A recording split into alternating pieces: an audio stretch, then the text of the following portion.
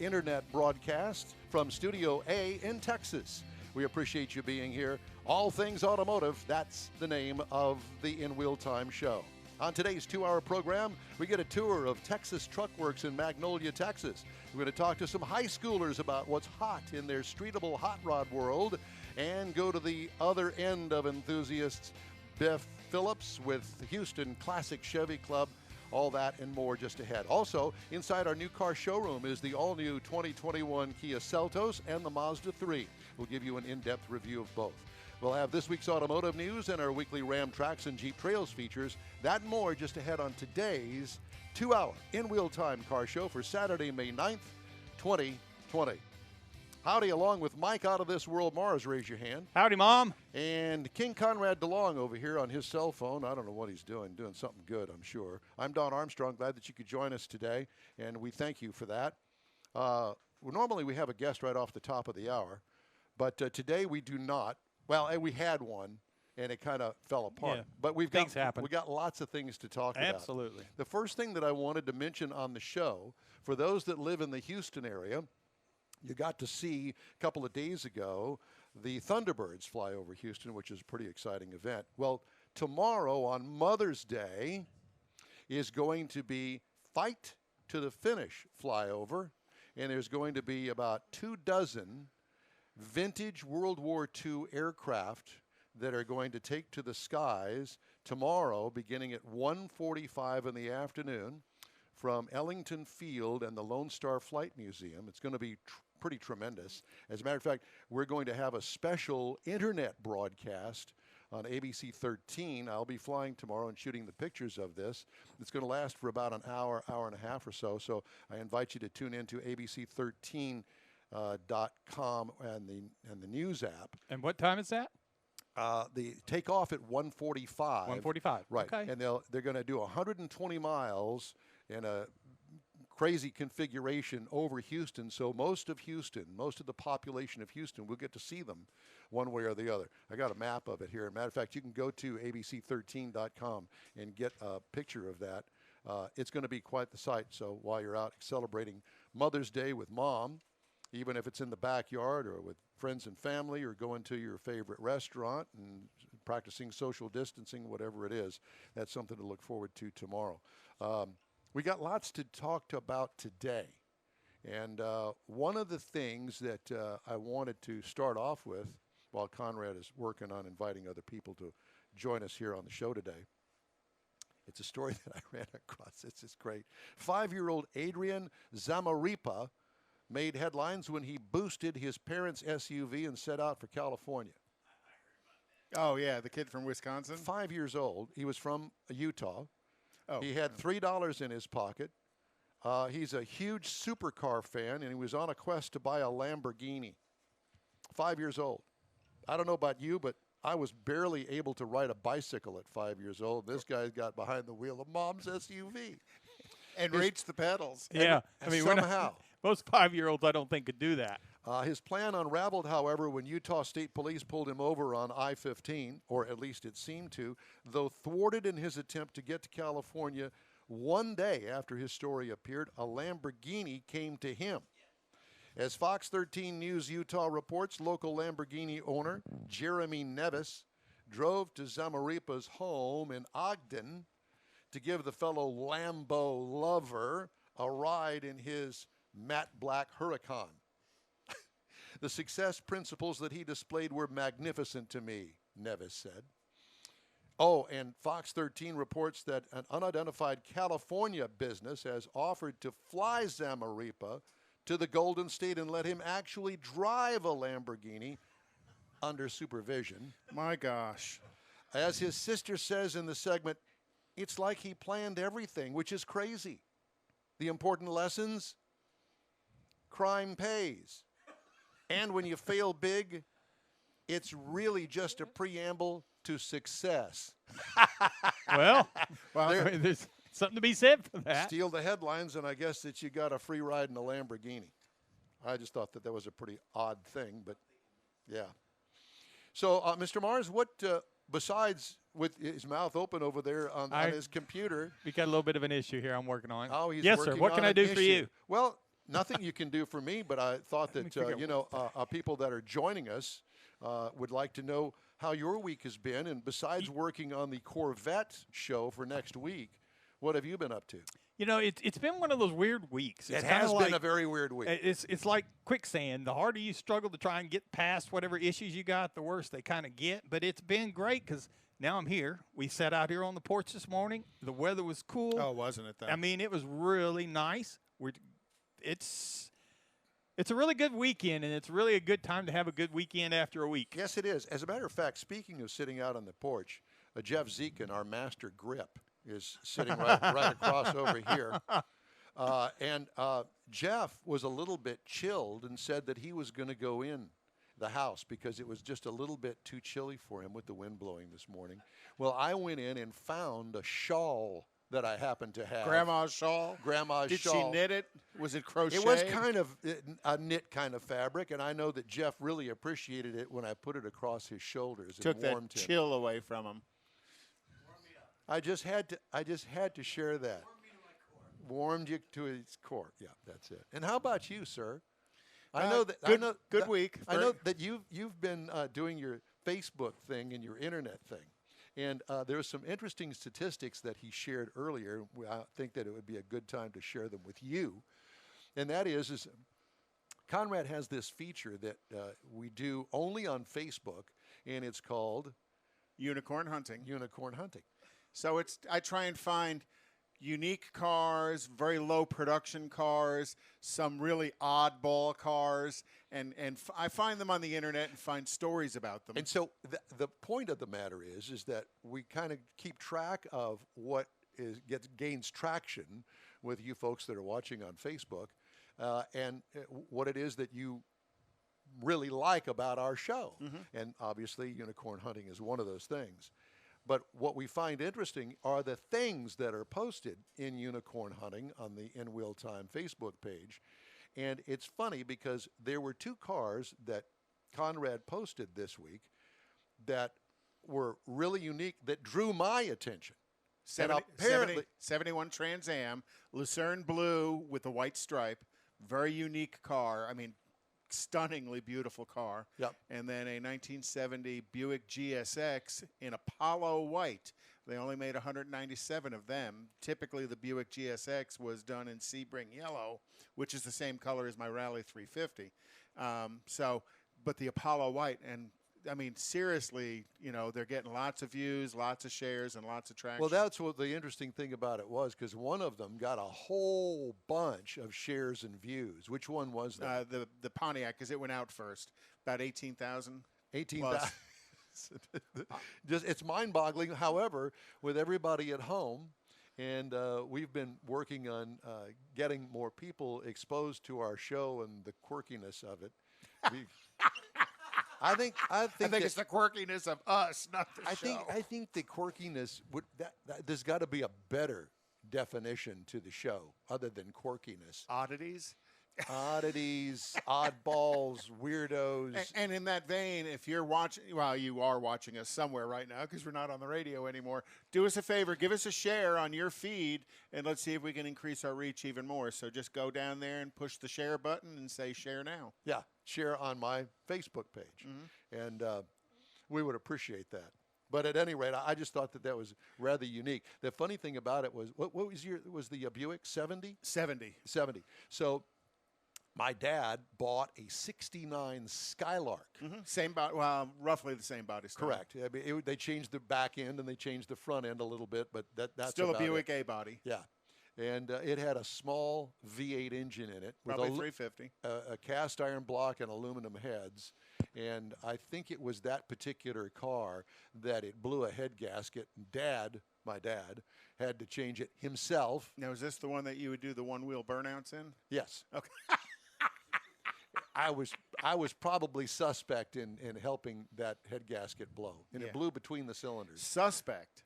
I think your dad knew exactly who tore it up. Yeah, dads have a tendency to know these things, whether they want to admit it or not. Sometimes it's easier just to go, and that way they don't have to deal with it either. Well, I'm not exactly sure, but I do remember when I was with the boys in high school, that, Mom, can I borrow your car? Oh, sure, honey. Here are the keys. And we took it out one evening with 2 or 3 other cars, and of course it was only a, not non-Positrack car. Well, we took it down, and it was a bank parking lot. And there was nobody there. It has now become part of the medical center, but it wasn't that then. And it was a bank parking lot. And we decided that we were going to bleach that right rear tire. Oh, gosh. Because back in the day, we didn't know. That's what you did. You took the bleach bottle to the to the drag strip. Catch everything on fire. And so we laid out a nice gallon of bleach. And we all did burnouts with either Mom's car or whatever hot rod car we were doing at the time. And I managed to put out a nice big trail of smoke on Mom's 69 Buick Skylark, which was blue Only to figure out with that with a white interior Oh. and a bench seat in the front. I thought you were going to say the smoke was blue, and that was the head gasket you blew your dad had to replace. Well, it didn't go to that, and we didn't catch the tire on fire. But Dad did have to buy a new right rear tire a few months later because you're it funny. was bald. And like he didn't know. Did you ever have to tow one home? No, and explain why you were towing it home? That was the 54 Chevrolet pickup truck. That was a hand-me-down. It was a 3/4-ton 1954 utility truck Oh, gosh. that helped move my sister They and weighed about brother-in-law, 6,000 pounds. sister and brother-in-law down here from Wisconsin to Houston back in 65, I want to say, something like that, a 54. And this thing had seen its better day. Rust everywhere, and it had that huge utility box on the back of it. Had a 235 Blue Flame inline 6-cylinder and a Granny 4-speed, Granny first gear with a crush box 4-speed. Yeah. Yeah. So first gear, you could pull a house down with it. Yeah, but you couldn't go more than about 7 miles an hour at wide open throttle. Correct. Well, I did not know it. This is one of those trucks that had the gas tank behind the seat in the cab with you. That was very, very common back in the 50s and 60s. Well, the gas cap was right outside, and I believe it was the passenger side door, one of the other doors, but it's right there. Well, some kids, in the apartment building that they used to live in, put all this trash in the gas tank through that gas cap, right? Yeah. I didn't know it, and when they got rid of the thing, I got it as a hand-me-down. I played around with it and, took it on dates and stuff like that. Well, come to find out that all of a sudden it wouldn't start after I had driven it for 15 miles or so. It would just die, and you'd crank and crank and crank with the foot starter, and it still wouldn't start. And you would wait about 30 minutes or so, then all of a sudden it would start. Because the gas drained, I guess, somehow back into the line. Now, all of the junk in most gas tanks, there is what's called a sock filter. So you've got the pickup tube. This is 1954. Yeah, but they still would have had a sock filter. There's a pickup tube, and then attached to that tube that's down inside the gasoline is this basically a sock. And that's just to keep the big trash from getting up into the fuel line. So what would happen is the suction of the fuel pump would draw all the trash onto the pickup sock, and then eventually when it would turn off and everything would relax, all of the trash would fall off of the pickup sock and allow you to start it and run it again until it sucked all the trash back on the pickup sock. I didn't find this out until I took the gas tank out of it when I was transforming it into a dune buggy. Oh, my gosh. Back at the a time. 6,000-pound dune buggy. Well, so I took the cab off. I took the utility box off. My dad had a friend that worked at Waukesha Pierce Industries. He came over, cut the frame, and it was one of those dual drive shafts with a yoke in the middle of it to make it all the way to with the a back. center carrier. Yeah. We took one section out. Oh, my gosh. So the drive shaft kind of almost pointed straight down to the axle coming out of the transmission. Made for a nice vibration. Yeah, on the I never got that far with it. CV joints. Yeah.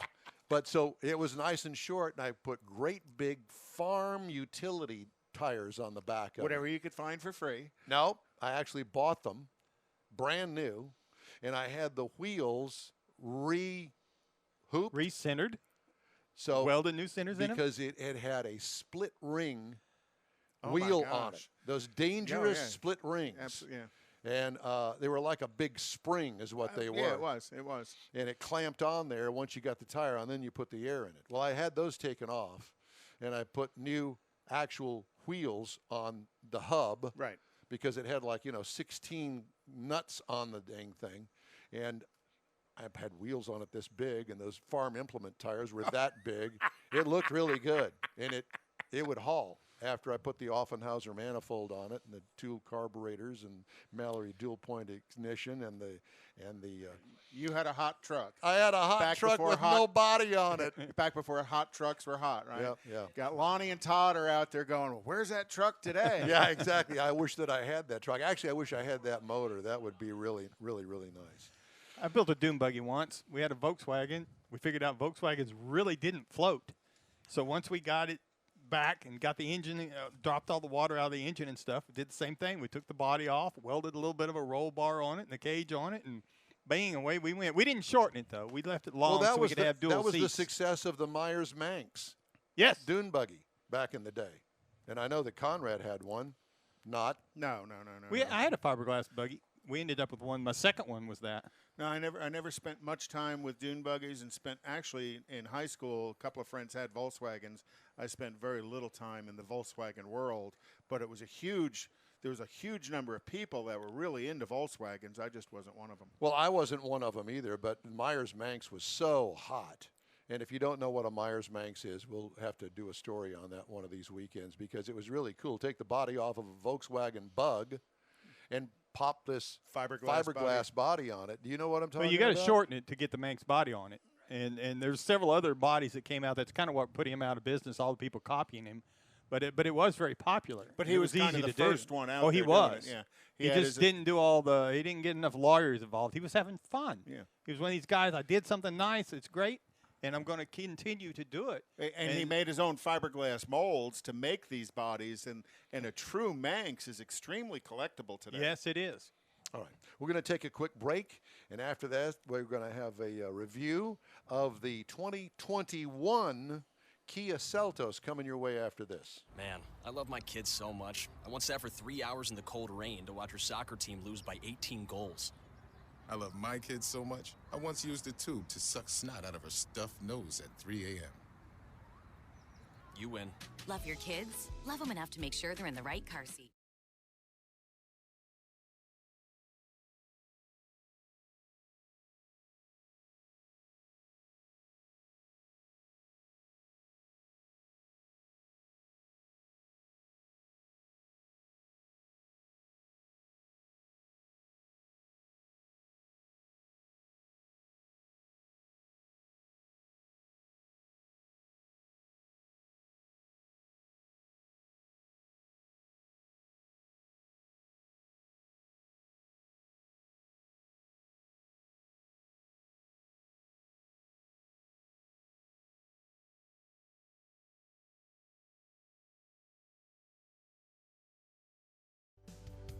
Hey, everybody, welcome back to the In Wheel Time Car Show, streaming on everything internet.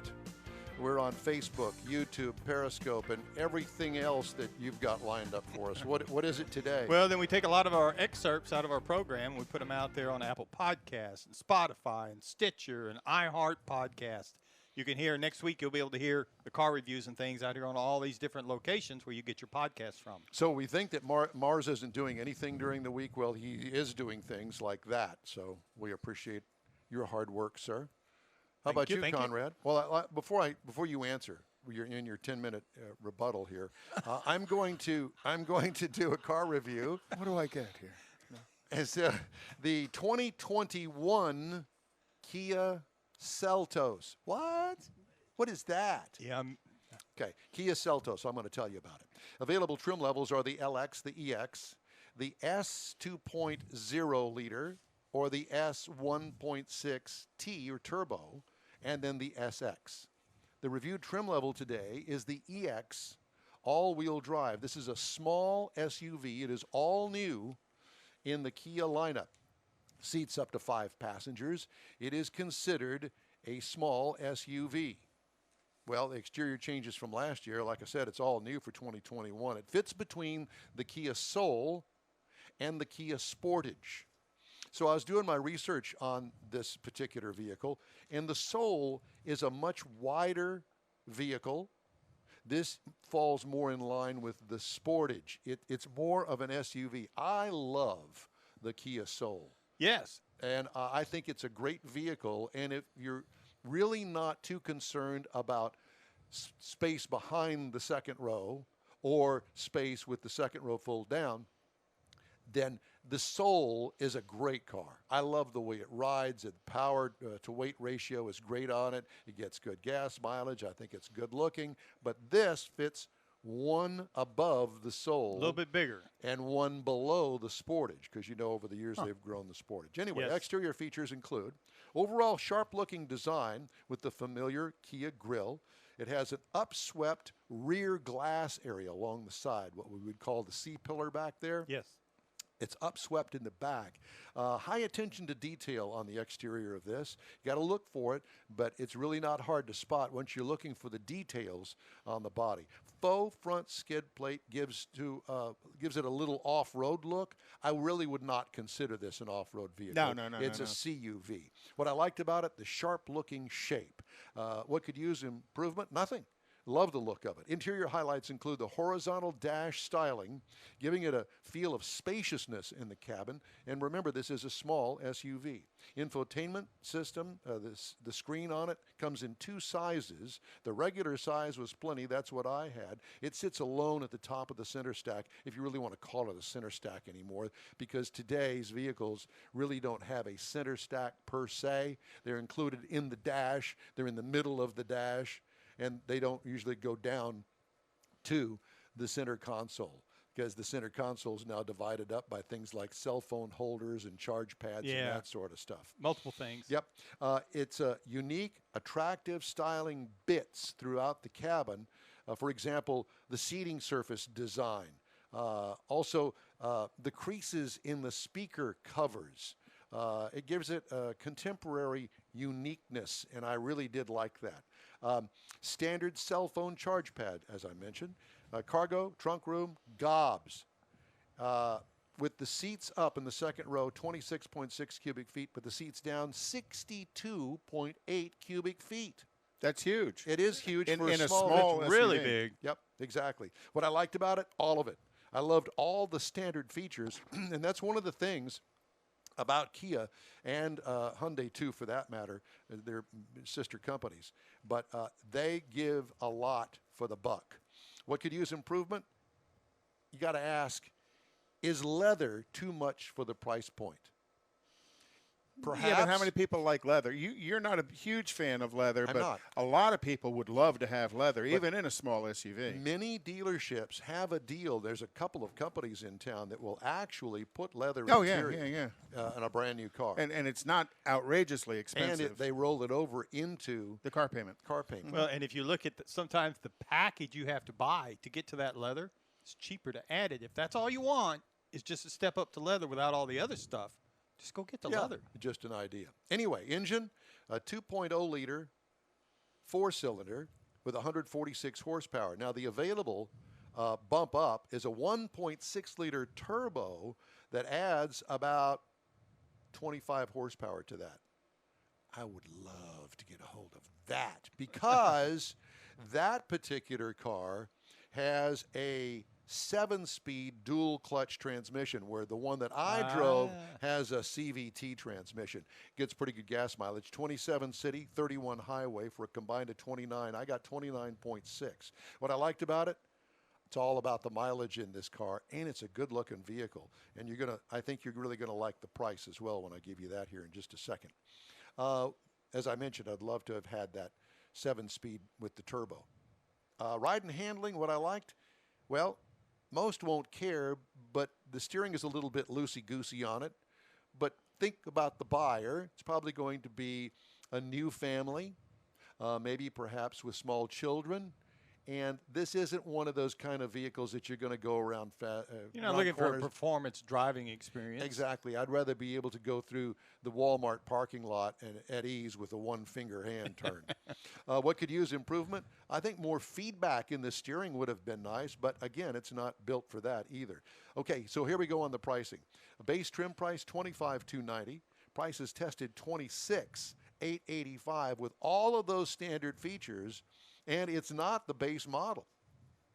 Base model price is $21,990. Are you listening to me? Oh, that's not bad at all. That's $21,990, and you know you can get a few $1,000s off of that. Yeah, everybody's always wanting to. Competitors include the Hyundai Kona, which is its cousin. It starts at $20,300.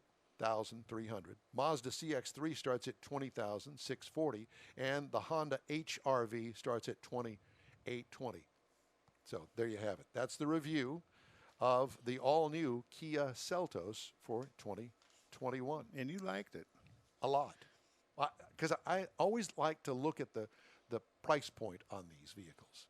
To the competitors as well, yeah. Yeah, and I just think that price point hits the sweet spot. And it's really a nice little car. Just saying. Thought you'd like to know. All right.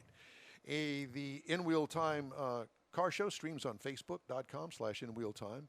Also streams on YouTube, Periscope. Podcasts are available on Stitcher, iHeart, and the Podcast Arena. And we've got more of the In Wheel Time car show coming your way here in just a minute. Once I get my act together over here, because I was a little bit distracted. I'm always distracted. It's my nature to be distracted. Ask any of my teachers, and they will tell you. I think they have drugs for that now. Yes, not the ones you were using. Yes, they do. If you didn't have a short attention span, you had no attention span. What's your emergency? There's a train that just hit a car. Sir, what is your location? Look around for a street sign, sir. It's 8th and Orchard. 8th and Orchard. Okay, very good. 8th and Orchard. Sir, help is on the way. Why would he do that? The train still hasn't stopped. You have to get there now. At a railway crossing, even if the engineer sees you and hits the brakes, it can take a mile for the train to stop. And for you, that's too late. Stop. Trains can't. Paid for by NHTSA.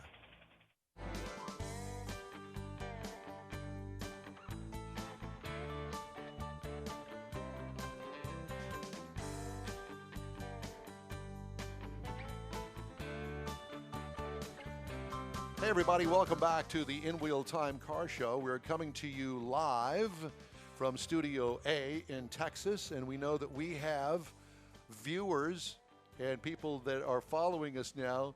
Didn't you even say China?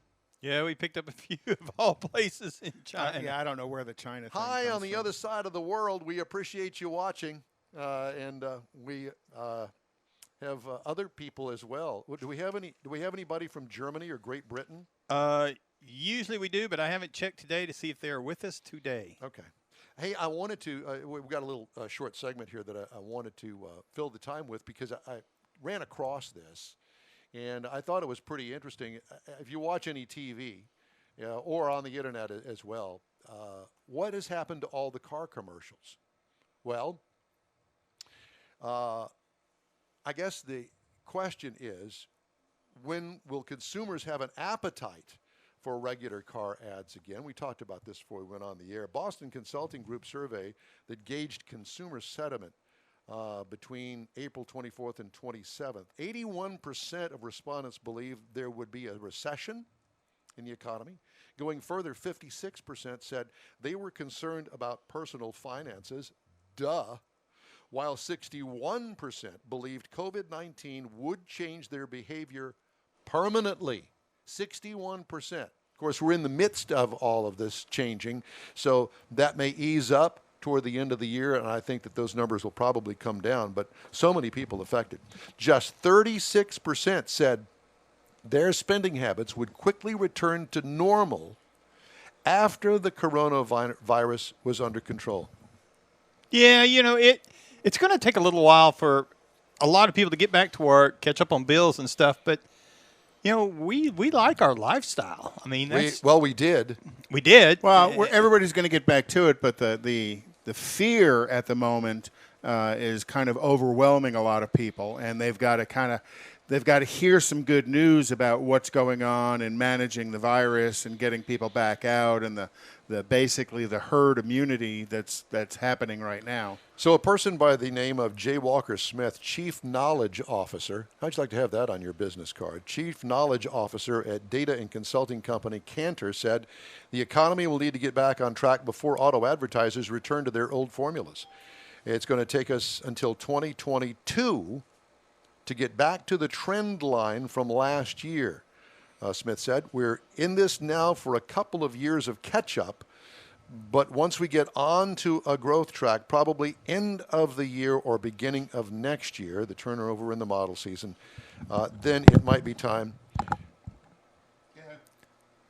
Yeah. You just killed us there.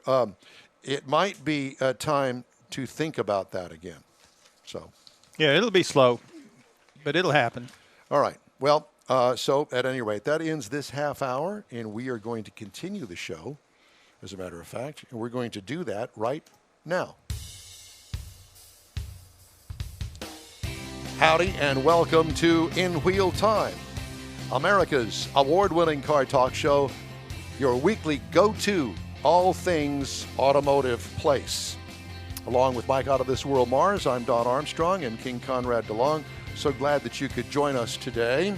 And this half hour, matter of fact, we're going to talk to a fellow by the name of Larry Baldwin. He is out at Texas Truck Works in Magnolia. Do we have him on the line with us there, Mr. Mars? Yes, sir, we do. Okay. Well, as soon as Conrad can pull him up. I'm waiting for Mike to get all the little stuff on the side off so we can bring him in. Larry, how you doing? Doing good. How about yourself? Wonderful. I love the Earl Campbell behind you.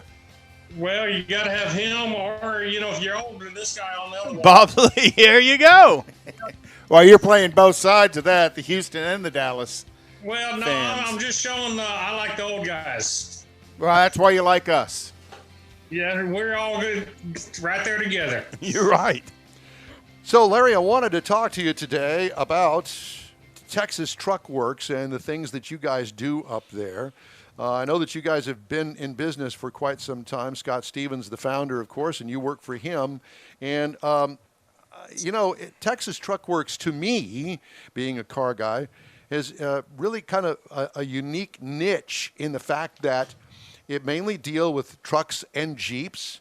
And, of course, the truck market, as hot as it is right now, customizing trucks. And we talked to Scott about this years ago, and I find it fascinating. A lot of people like to customize their cars or trucks or SUVs, whatever it may be. But you guys have really kind of narrowed the focus down, and you've really kind of specialized in putting a package together for people that are really into trucks, whether it be starting off with wheels and suspension or going to off-roading kits, even power adders or engine replacements. I mean, you guys seem to do it all and do it very well.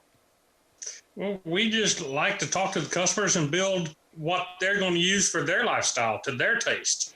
And that's whether it's a Hemi engine in a Jeep or just a set of tires and wheels. Well, let's talk about, just for the heck of it, let's start with tires and wheels because, there's a science to that. And I know that a lot of people say, oh, I like that wheel, and they'll just go out and buy the wheel and stick it on there, and it doesn't fit. It may rub the suspension. It looks odd going down the street. And if you're going to do some custom wheels, don't you really think that it is a good idea to sit down and talk with you guys to have a plan in place going forward? Because you and I both know, if you're going to replace just the tires and the wheels, sooner or later, it's probably going to be sooner, that you're going to want to actually maybe do some suspension work. You're going to be able to do some off-roading. There's more to it than just tires and wheels. Oh, there's a lot more to it because if you don't have the correct backspacing, it ruins everything else you do. You got to have the correct width, height, all that comes together to finish the package. Well, one of the things that I like about you guys is you sit down and talk to us about the fact that, okay, look, We know that we're going to put tires and wheels on it, but let's work beyond that, and let's not spend more money than we have to. Let's put something that maybe not exactly what you want right now today, but since you're going to spend all this money on lifting the truck and doing suspension work, let's make a little compromise here so we can keep it within your budget. Right, and that's a big part of it. You want the final picture kind of decided before you take first step, because you don't want to do anything in step A that won't work with what you're going to do in step B or C. And so when you sit down, you say, as the first thing you say to them, how much money do you want to spend? That's not the first thing, but it does come pretty quick. Yeah. So what is the first thing? I walk in there. I've just bought myself a brand new Ram pickup truck, half-ton with a Hemi in it, and it's got, the regular standard wheels that it comes with.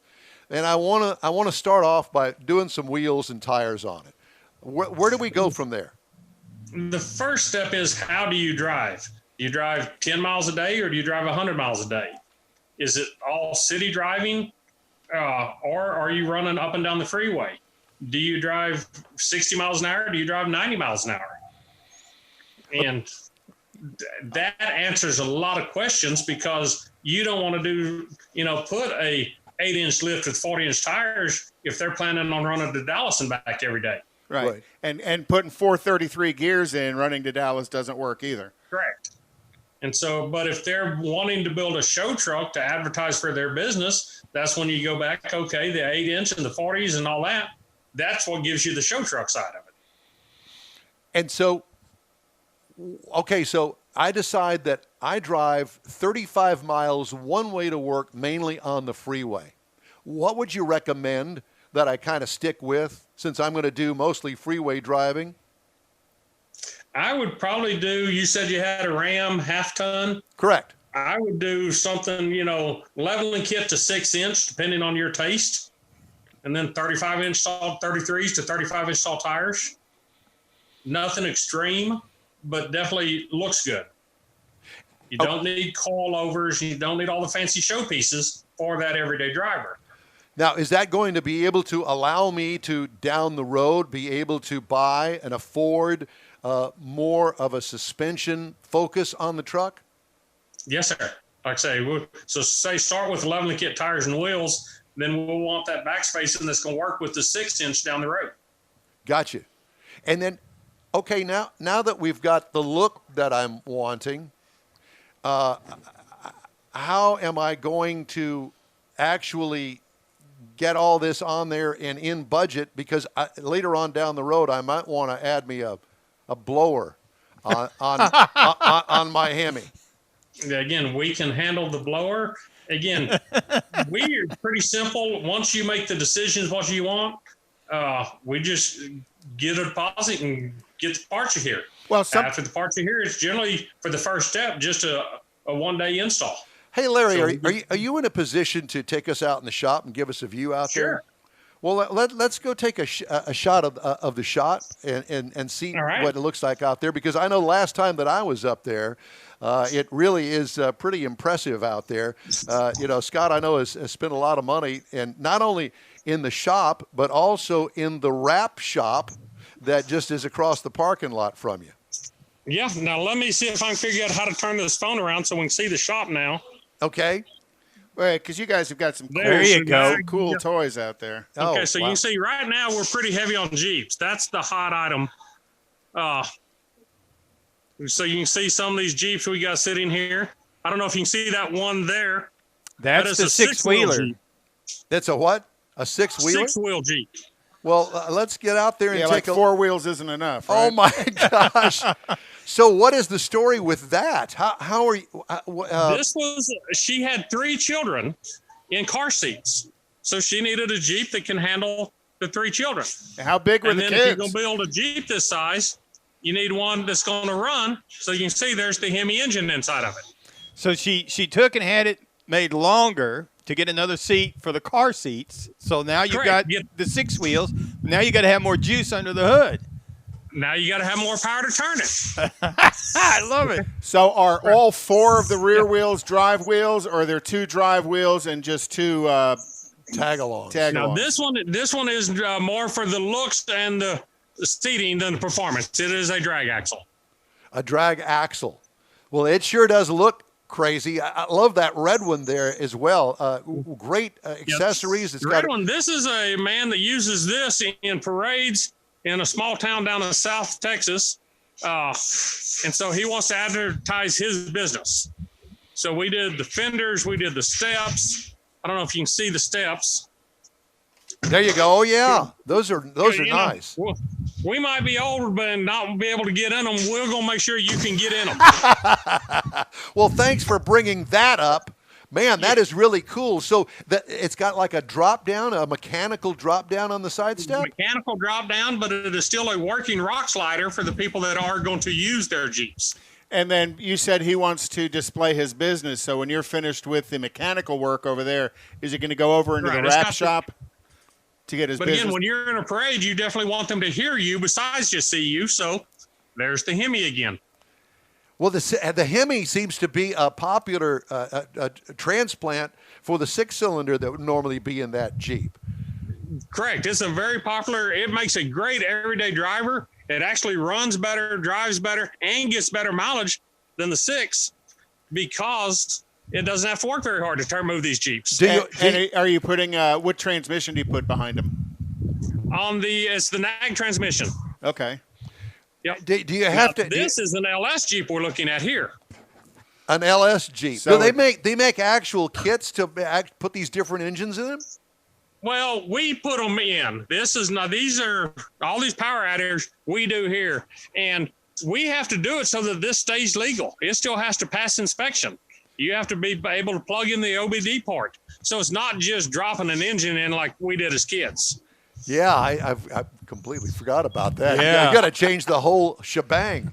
Now, do you have to? You have to have the computers talking to each other, which that's why Hemi is popular because Chrysler, they speak the same language. Oh, yeah. So why? I don't know why you would put an LS in because I'm all about that Hemi engine. Yes. But let me ask you this, Larry. Do you have to do any cutting on the chassis or anything on these Jeeps to wedge that big Hemi in there? We have to do nothing on the body. Yes, you have to change your motor mounts and several things down on the frame. Right. But you're not taking anything away. We're just adding.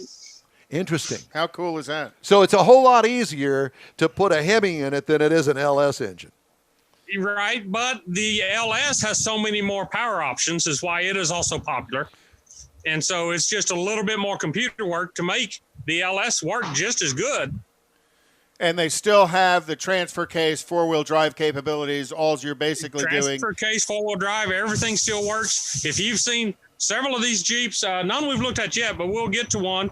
They've been to Moab 4 or 5 times. Well, let's look at one. They've been played with, tested hard. Go show us one. You got one there? Let's see. I love that 6-wheel. The 6-wheel is just so weird looking to me. Yeah, it truly is. You can see here's an older TJ. We've got a LS going in it. Wow. Here is an old rock crawler that's been through the hills, up and over them, down them, sometimes upside down, and it's getting a new coilover suspension, getting away from the old leaf spring. So that's truly an off-roader. That's not going to be a street legal one. That's right. That is not an everyday driver. And going to the coilover gives you the axle articulation you're looking for when you're rock climbing, correct? Correct. It should help it keep it on the tires down the way you want it a whole lot better than the leaf springs did. Wow, man. I want to come up hey, why don't you hire us?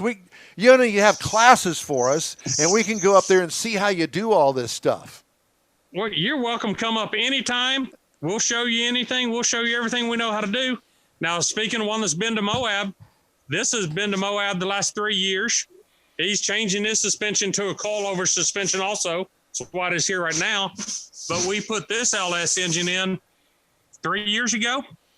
So Larry, is that kind of how things happen? Somebody gets one, they get interested, they go out to someplace like Moab, they come back. You said he's been 3 times, so he needs a new engine because he needs more power. Then he figures out as he gets a better driver, he needs better suspension. Is that kind of how this Need plays? bigger tires. Yeah. Yes, bigger tires, better suspension, and you just keep adding. As you it's like get your race car, you start at 300 horsepower, but you never end up there. It's kind of like heroin on wheels. Well, I wasn't quite going there, but okay. Well, I mean, once you get started, you can't stop. But, Larry, what you're talking about is each time they go, they learn the shortcomings of their vehicle, bring it back, and get that addition added to their vehicle, and then go back and learn a new shortcoming of the vehicle. Right, and then they see the new developments. Things, the JK started in 07, but there are still parts coming out for it new that work better still. Okay. Truly amazing. And I guess that you could go over that with your actual client that walks into the showroom and says, I want to do something, but I don't know what it is. What do you think I should do? Well, anytime I'm talking to a Jeep customer, one, who's going to be driving it? Because a lot of these are for new teenage drivers. Ooh. A lot of them is for the dad's everyday driver, the mom's grocery getter. But other times this is my toy. So that's back to how do we start the conversation? How do we do everything? Wow. So you kind of begin, the ultimate phrase is you begin with the end in mind. Where do they want to finish with the vehicle? And you'll progressively take them through those steps to get them there. One of my favorite Jeeps that I've done is an 09 two-door. And this gentleman, in 09, we did lift tires, wheels. And every year since then, we've done one job. So now he is up to the coilovers. He is up to the Hemi engine. New cages. Wow. Yeah, that's pretty interesting. It's just for him, instead of buying a new Jeep, he updates that one. Does something to that one. Oh, that's a nice. See, this one I'm showing now is a brand new JL. We're just finishing. Wow. That's fascinating. We could spend all day out there. You're right. We need to go out there and spend a little more time out there. But we really appreciate, Larry, you taking the time to show us around here. This is fascinating. It truly is. And let's not forget the wrap shop, and we're going to talk about that later. Larry, it's great to talk to you. Thanks so much for the tour of Texas Truck Works up there in Magnolia. We really appreciate it. We're going to have another tour next time. Well, let's plan on it in about another 2 months when you get a different set of vehicles in there, shall we? Anytime, you're always welcome. Come on out. We can talk Jeep for all day long. I believe it. No doubt about it. All right. Larry Baldwin, Texas Truck Works, on the line there with us. We really appreciate it. Matter of fact, while we're talking about Jeeps, Mr. Mars, why don't we do the Jeep Trails feature that we always have every week? It's a special little Jeep thing that we do, and give you a little hint about some of the things that we've learned this week. And I've got a deal for you. So, the Jeep lifestyle, just like we were talking about with Larry, it's all about the outdoors, people getting out, enjoying the outdoors, different levels. But when you go, a lot of times you take your family. But when you take your family, you can't leave the pets at home. Got to take the pets along. Got to bring the Sues. Got to bring the Sues. Exactly who I was thinking about when I ran across this at Jeep.com. You can get some things for your animals, particularly Sues. The dogs. I mean, obviously, whenever you're taking the dog, you got to worry about now everybody's wearing face masks. Well, you could pick up your dog bandana available in camo that you can put on your dog. It fits most dogs from 15 to 75 pounds. Jeep's word is printed on it, so you can have your official Jeep bandana. And if you're going north where it's a little cooler, you could get your official Jeep dog T-shirt.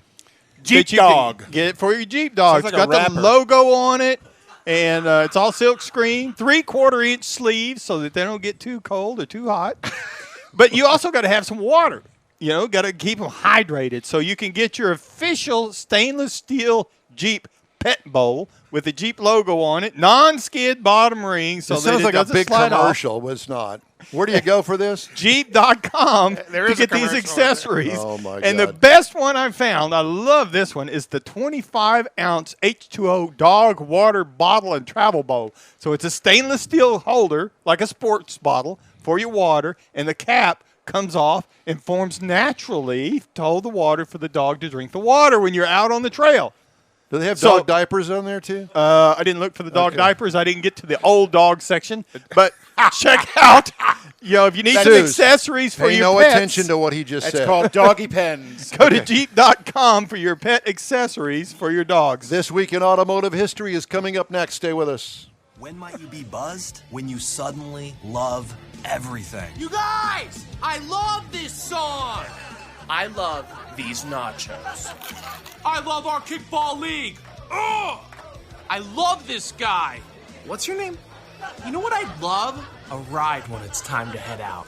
If you see a buzzed warning sign, call for a ride when it's time to go home. Buzz driving is drunk driving. A message from NHTSA and the Ad Council. I love your car. Is this real leather? A social distancing tip. Putting distance between yourself and others is critical to slowing the spread of coronavirus. So here are ways to stay in contact without the physical contact part. Call, send a text, set up a video conference, post on social media, dedicate a song on the radio. If you have symptoms of fever, dry cough, and shortness of breath, call your healthcare provider before going to their office. For more info, visit coronavirus.gov. Let's all do our part, because we're all #AloneTogether. Brought to you by the Ad Council. You know,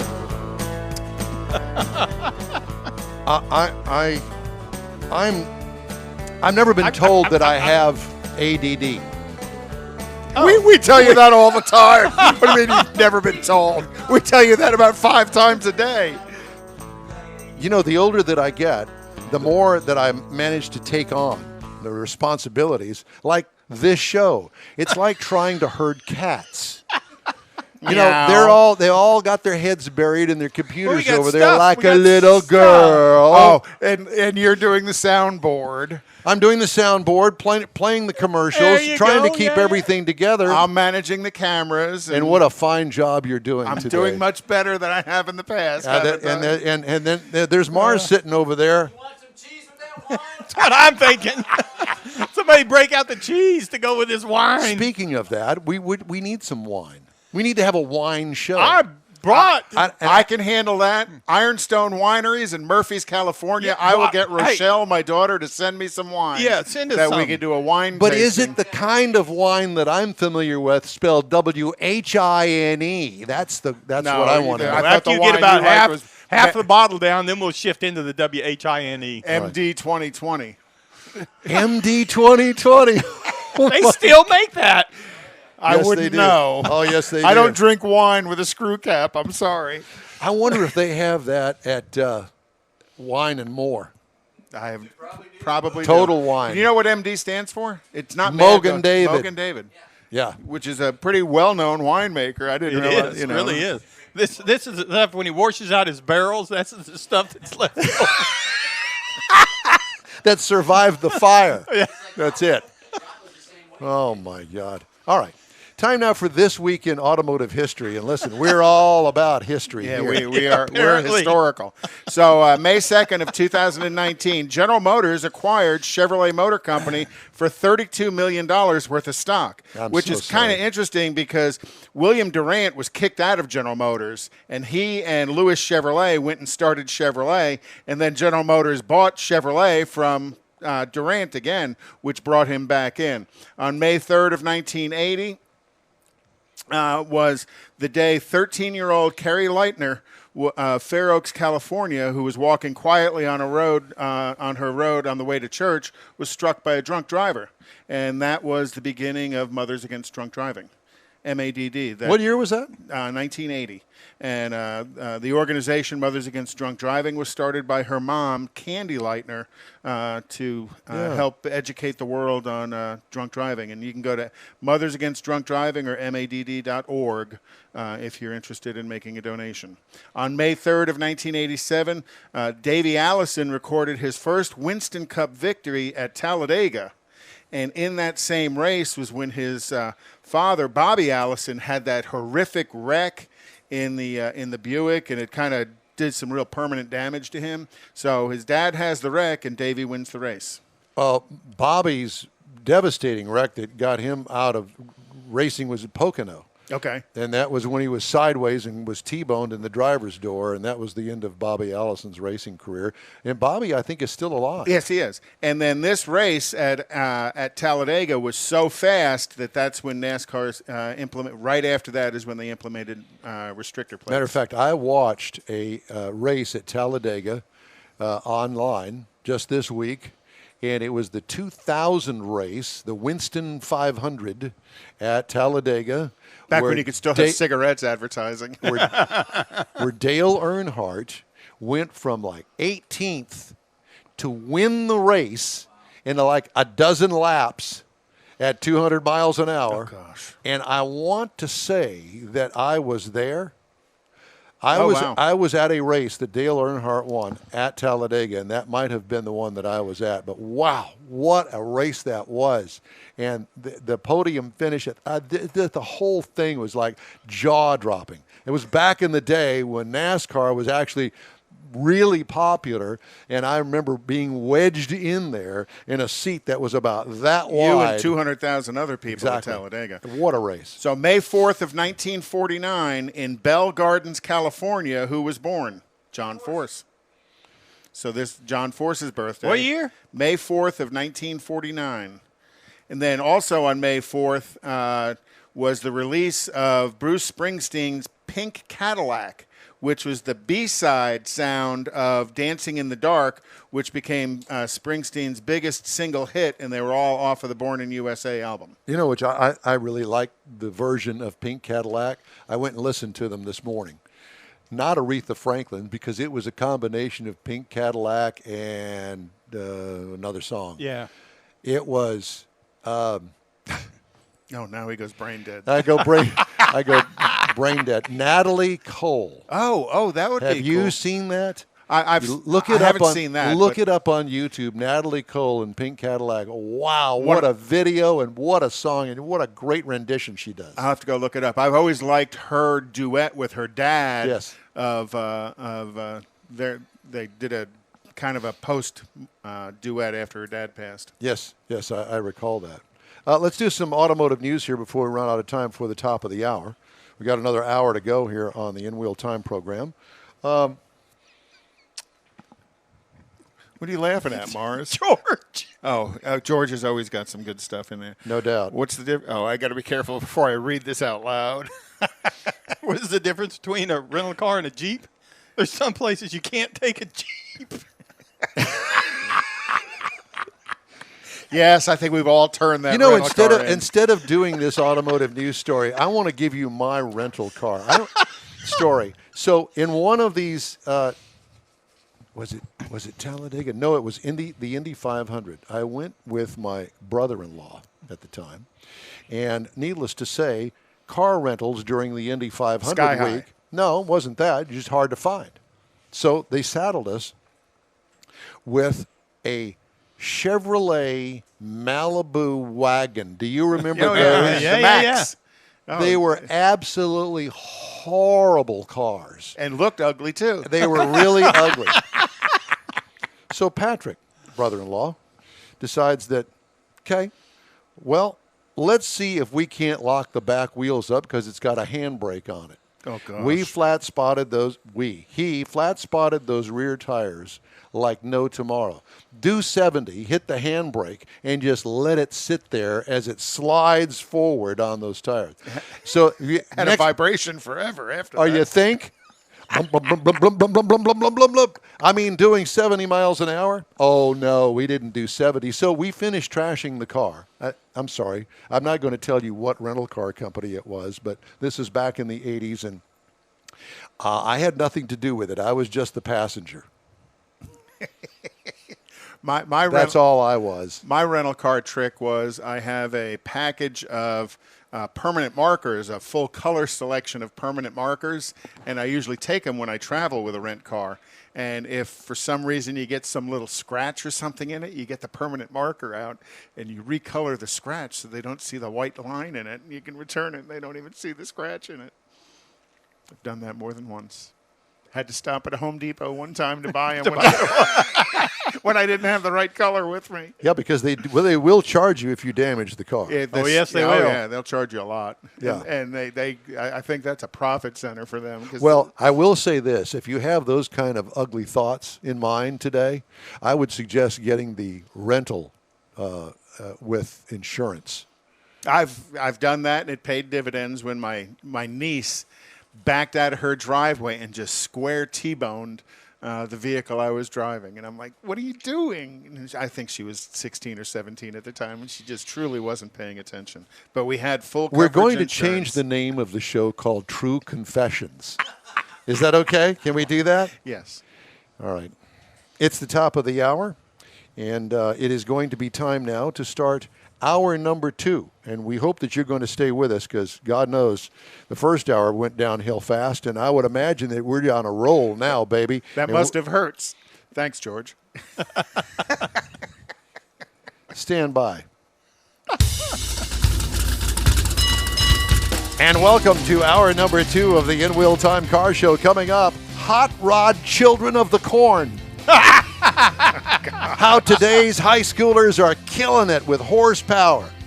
We also have the 2020 Mazda 3 inside our new car showroom, and Biff Phillips takes us old school with the Houston Classic Chevy Club. We'll also have our Ram Tracks feature, and we got the stories making auto headlines this week. All just ahead in hour number 2 of In Wheel Time, the car show. We are all things automotive. Along with Mike Out of This World Mars and King Conrad DeLong, I'm Don Armstrong. Thank you so much for joining us today. I guess we need to find out whether or not we're going to have our guests. He's got him. We've got Ryan is with us. Oh, he is. Okay, well, great. Well, let's put him up there, shall we? Are you all tapping each other on the shoulder? So No, here we go. This? Here's Ryan. There's Ryan. Ryan, are you guys driving somewhere? Why can't I hear him? He's got his microphone off. He's got really low bandwidth. Oh, well, and he looks like he locked up a bit. Let's see if we can get him back. Well, I'll tell you what. We're gonna put that on hold until we get them. But we got some high school teenagers here, and we want to talk to them. I thought that they were going to be actually standing on the ground and not driving around. It's high school teenagers, and they have keys to a car. They're in motion. That's what they do. Yeah, exactly. I've seen Ryan's car because he's the son of our chief engineer, Mr. David Ainsley. So he and his friend Ryan D'Amita, is that how you pronounce his last name? I hope so. There he is. Okay. Are they back? Ryan? Yes. Hello. There you are. Now we can hear you. Well, did we catch you on the way back from the gas station or what? Yeah, pretty much. You liar? Yeah, Because you know that you were out there doing something or actually showing up somewhere that you probably shouldn't have been, and we caught you, didn't we? And he knows his dad's with us, so he doesn't want to admit to it. That's it. Yeah. Yeah. Uh-huh. So we're dying to know. First of all, introduce your friend Ryan. How do you pronounce his last name? D'Almeida. D'Almeida. Okay. Yeah. So, well, it's the two Ryans. We were going to have Nick Williams on, but Nick couldn't join us today, and that's how I came up with the Hot Rod Children of the Corn, the high school trio that are hot rodding at Houston style. So where are you and what are you doing? We're at his house right now. And, yeah. Okay. We're just hanging out. So whose car were you in when we caught you a little bit ago? This is I'm sorry? This is Ryan's 350Z. Oh my. I love the color. I absolutely love the color. Yeah. Turn that phone sideways so we can get a bigger picture. There you go. There you go. Thank Much you. better. Yeah. So there you go. So it's a 3. What year is that?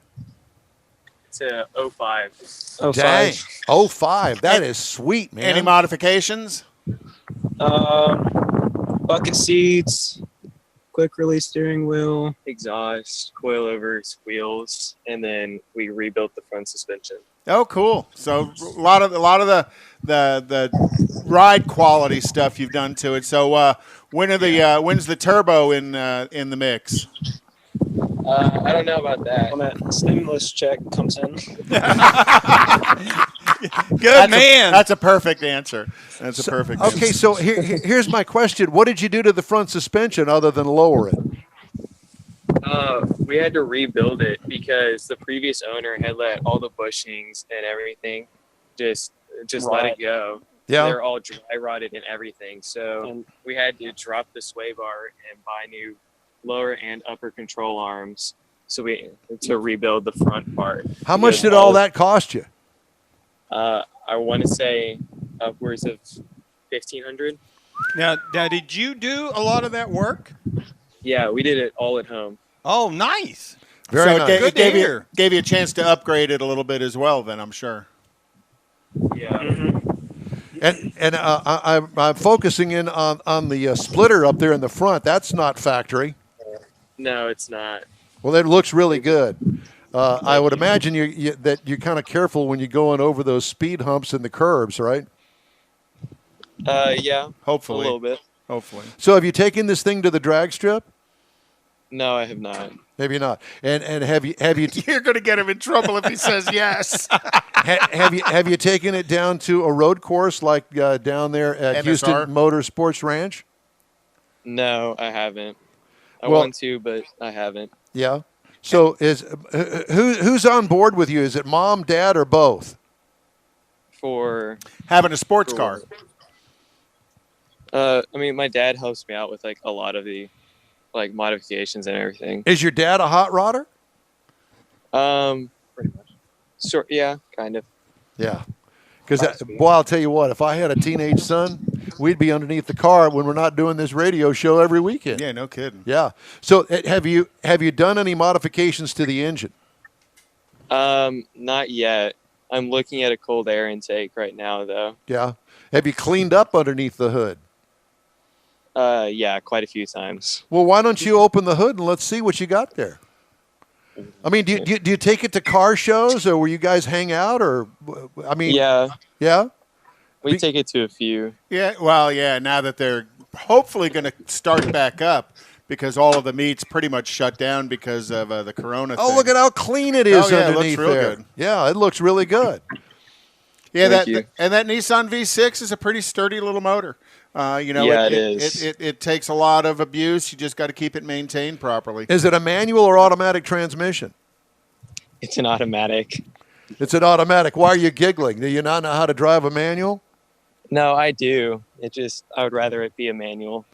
But this one came about, and it was available, and obviously you got it Yeah. for that was affordable for you. Well, is that the Yeah. original paint job on it? I don't think so. No. Well, it looks brand new.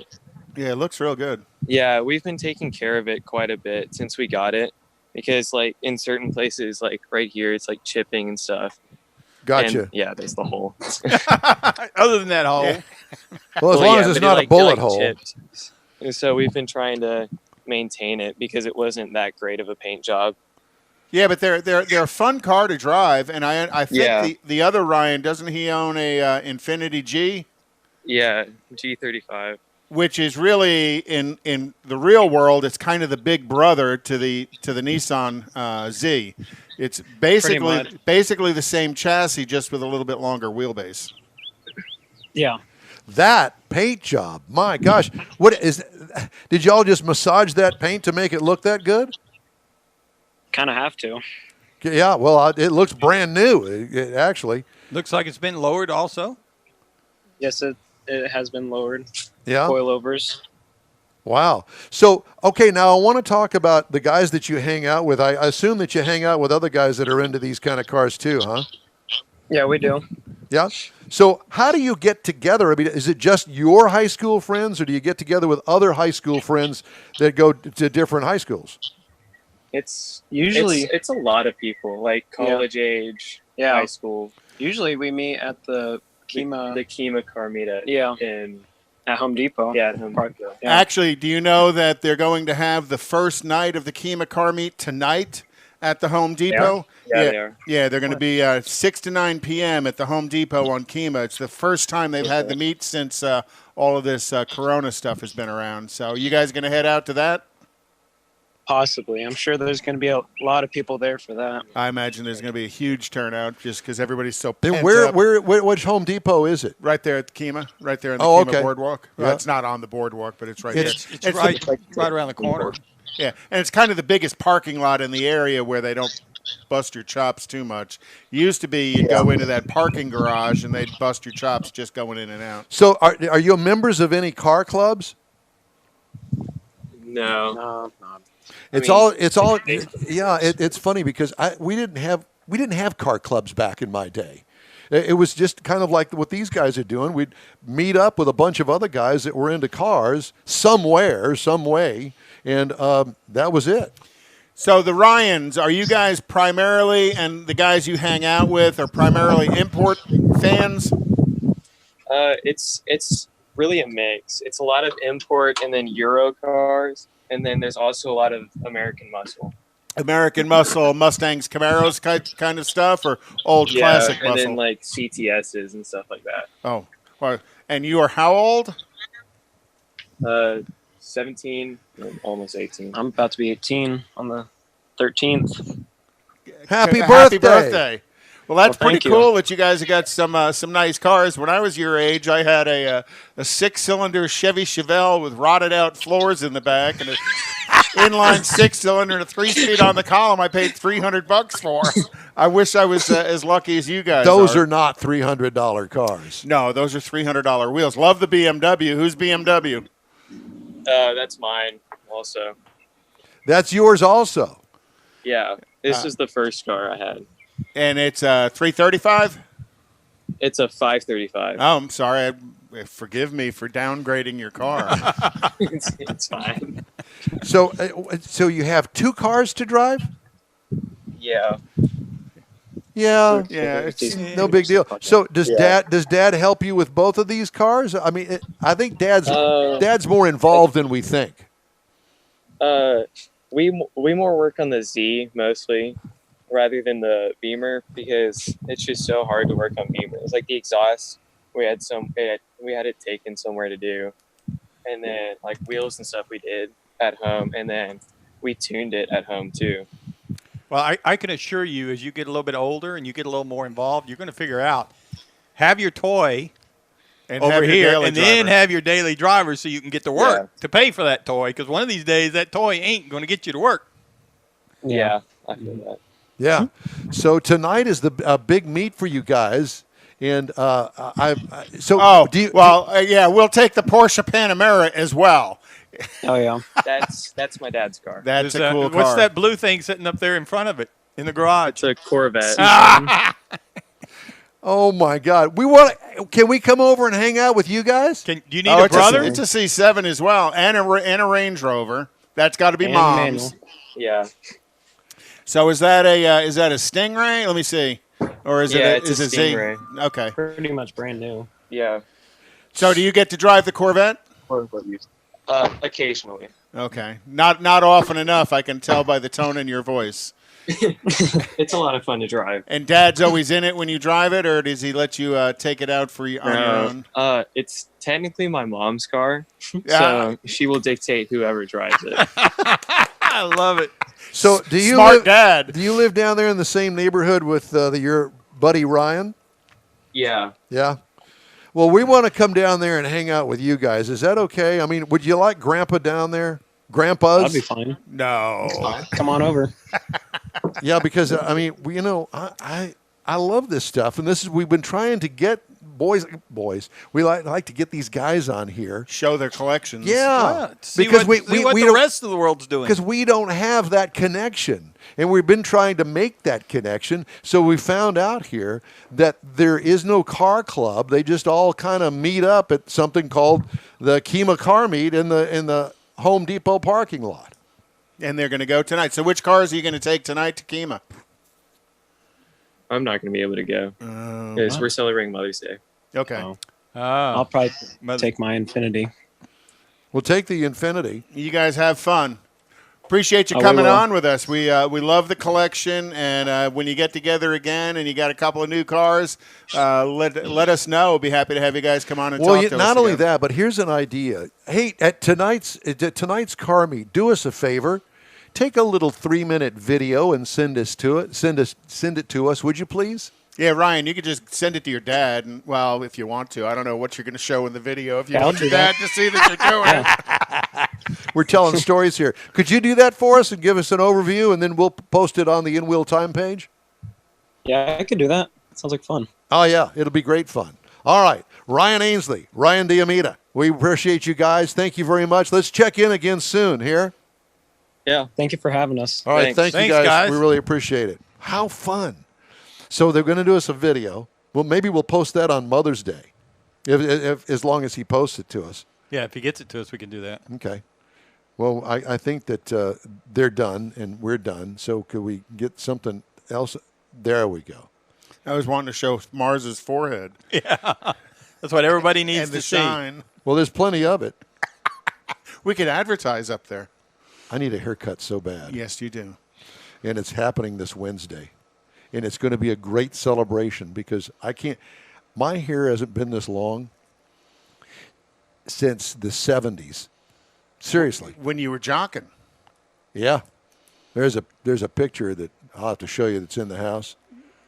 Well, I want you to wear the big black rim, thick rim glasses. I want you to well. know that I still have those glasses. Are they still the right prescription? They are the glasses. Oh, they are the prescription. These are the dollar store cheapies, huh? Well, actually, these are readers.com.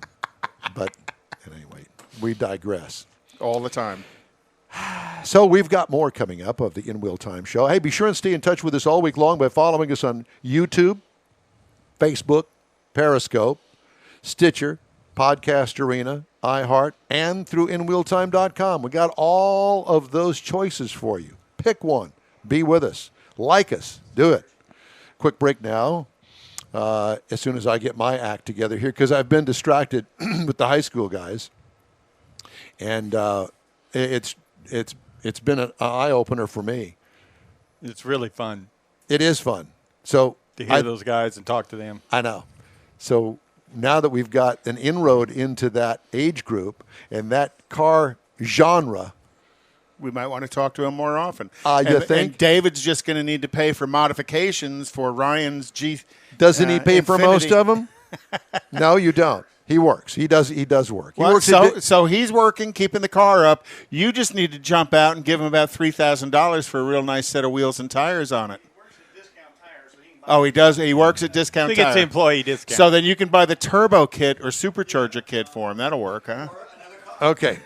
We're going to have a review of the Mazda 3 in the new car showroom right after this. GTG, BRB, OMW, be there in a few. You may think that these kinds of texts are fine because of their length, and you can easily send them at a stoplight. But no, answering one text can take your attention away from the road for 5 seconds. And traveling at 55 miles an hour, that's enough time to travel the length of a football field. Make good decisions. Don't text and drive. Visit StopTextStopWrecks.org. A message brought to you by the National Highway Traffic Safety Administration, Project Yellow Light, Noise, and the Ad Council.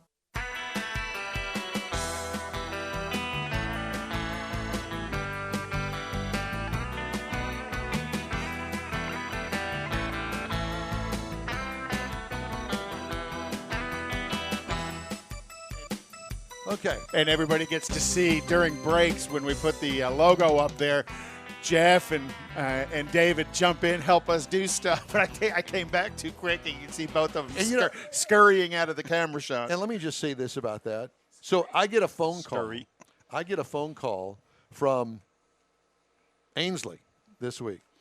Well, do you need me there? Yeah, we need you. Apparently, and we same do. thing What with kind of question is same that? thing with Jeff. I mean, it's the 5 of us now. That's right. It used to be just 3 of us. Now it's 5 of us. Well, it was 4 because we always had Harrison in the broadcast. I miss Harrison. Harrison, if you're watching us, a big shout out to you. Well, not only if you're watching us, but you're more than welcome to come over here and you can sit. Hang out with the old guys. Yeah, hanging out with the oldies. Yeah, the dirty old men. All right. It's Houston's most in-depth car show, In Wheel Time, streaming live now on Facebook, YouTube, and InWheelTime.com. Time now for this hour's car review. Mr. Mars has the Mazda 3, old reliable. Yes, sir, I did. In fact, we had the Mazda 3 hatchback premium to work with, the 2020 model.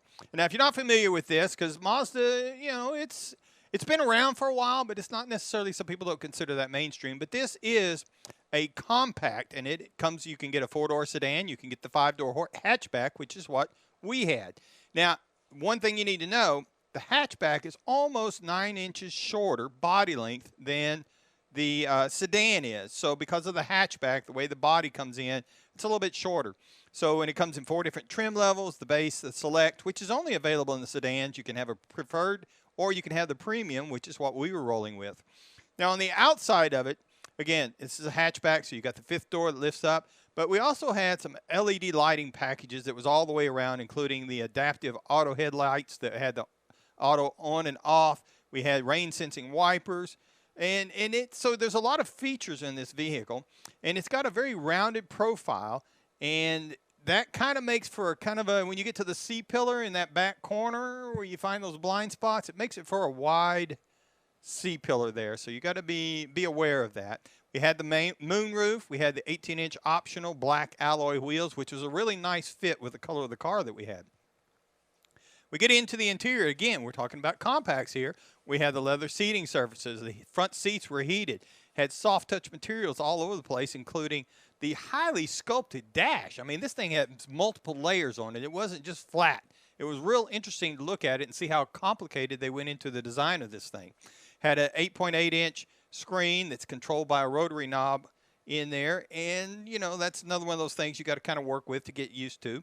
Had the rear view camera, had the Bose audio system, and had a 60/40 folding rear seat to it. Now, this kind of gives you, you can work it out to where you got 20 cubic feet of storage in the hatchback compared to the 13 for the sedan back there. So there's quite a bit of difference in storage there. Now, the engine we had was the 2.5-liter inline 4, 186 horsepower, 186 pound-feet of torque. Now, this is backed by a 6-speed automatic, and in the hatchback, you can get a 6-speed manual. But we had the 6-speed automatic, which I think with this engine was a really nice match because it didn't have to search for gears. You could get it up into a gear, and it would wind up and go. Now, the EPA says that you should be looking for about 24 miles per gallon out on the highway. In the city, 27 out on the highway for a combined about 32. And we drove it about 350 miles, and we averaged 31 miles per gallon across that. So, and speaking of driving it, I will tell you that in the Mazda 3, the Zoom Zoom is still alive and well. The Zoom Zoom. It's got paddle shifters on it, and when you pull it. They don't use that anymore. Oh. But it fits because the car. But it fits, yeah. It does. And you wind this thing up, and again, because of the 6-speed and stuff, you bump it up there around the high-speed gears and pull that shifter, and it will shift on you. Now, it's got a new suspension in it. It's got new torsion beam suspension versus the multi-link, and it really makes a difference in the way that thing drives. And speaking of driving, one thing it had that I did not figure out how to overcome, if you pull it up and you stop it and you put it in park, it's going to put that electric brake on every time. So every time you get ready to go, you got to take the electric brake off. And I could not figure out how to disable that thing. So it sets an electronic parking brake. Yes. Well, that's smarter than you think. Oh, I know it, but all you have to do is take your foot off of the brake and hit the gas, and it will take it off. It didn't work for me. I'm just going to say that. Did you set the parking brake? No, I did not. It just automatically. It did it automatically. It's just one of those things. It's another safety feature that I'm sure that a lazy driver like me is supposed to figure out how to work, but I don't. So and failed to read the owner's manual. Oh yeah, there is an owner's manual. Please continue. Yes. So if you're looking for something to compare this vehicle to, you might look at the Honda Civic hatchback. Starts at around $21,750 and goes up through 5 trim levels. Toyota Corolla also has a hatchback starting at $20,290 with 3 different trim levels. Even the Volkswagen Golf has a hatchback starting. It's a little more money, $23,000, and goes up from there. But again, this I love it. The Zoom Zoom is still alive and well. I'm just telling you. A Mazda 3 hatchback base price is $23,700.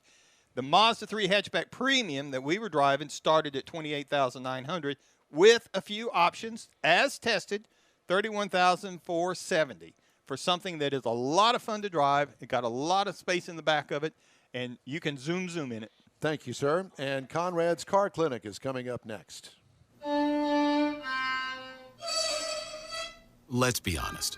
The National Symphony may not be in his future, but he wanted to try violin. So you said yes because you love him. And if you love him that much, love him enough to make sure he's buckled up and in the back seat. Find out more about keeping your kids safe in your vehicle at nhtsa.gov/therightseat. Show him you love him. Keep him safe. Visit nhtsa.gov/therightseat. Brought to you by the National Highway Traffic Safety Administration and the Ad Council. Social distancing slows the spread of coronavirus. so we should all stay home to lower the risk for everyone. More info at coronavirus.gov. Let's all do our part, because we're all #AloneTogether, brought to you by the Ad Council.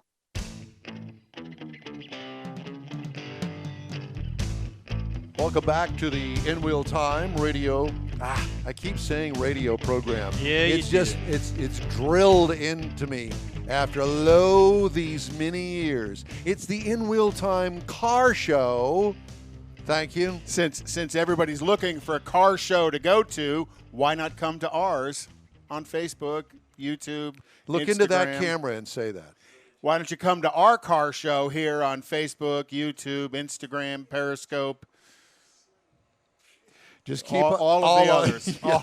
All of the others. You have a list of them written down there. I don't. did. All right, time now for Conrad's Car Clinic, and I think that today's kind of a different kind of a car clinic. Well, and the buzz went around back kind of the end of March, and then on May 5th was the anniversary. The 1914 Irwin Cannonball Baker began setting his records in cross-country trips.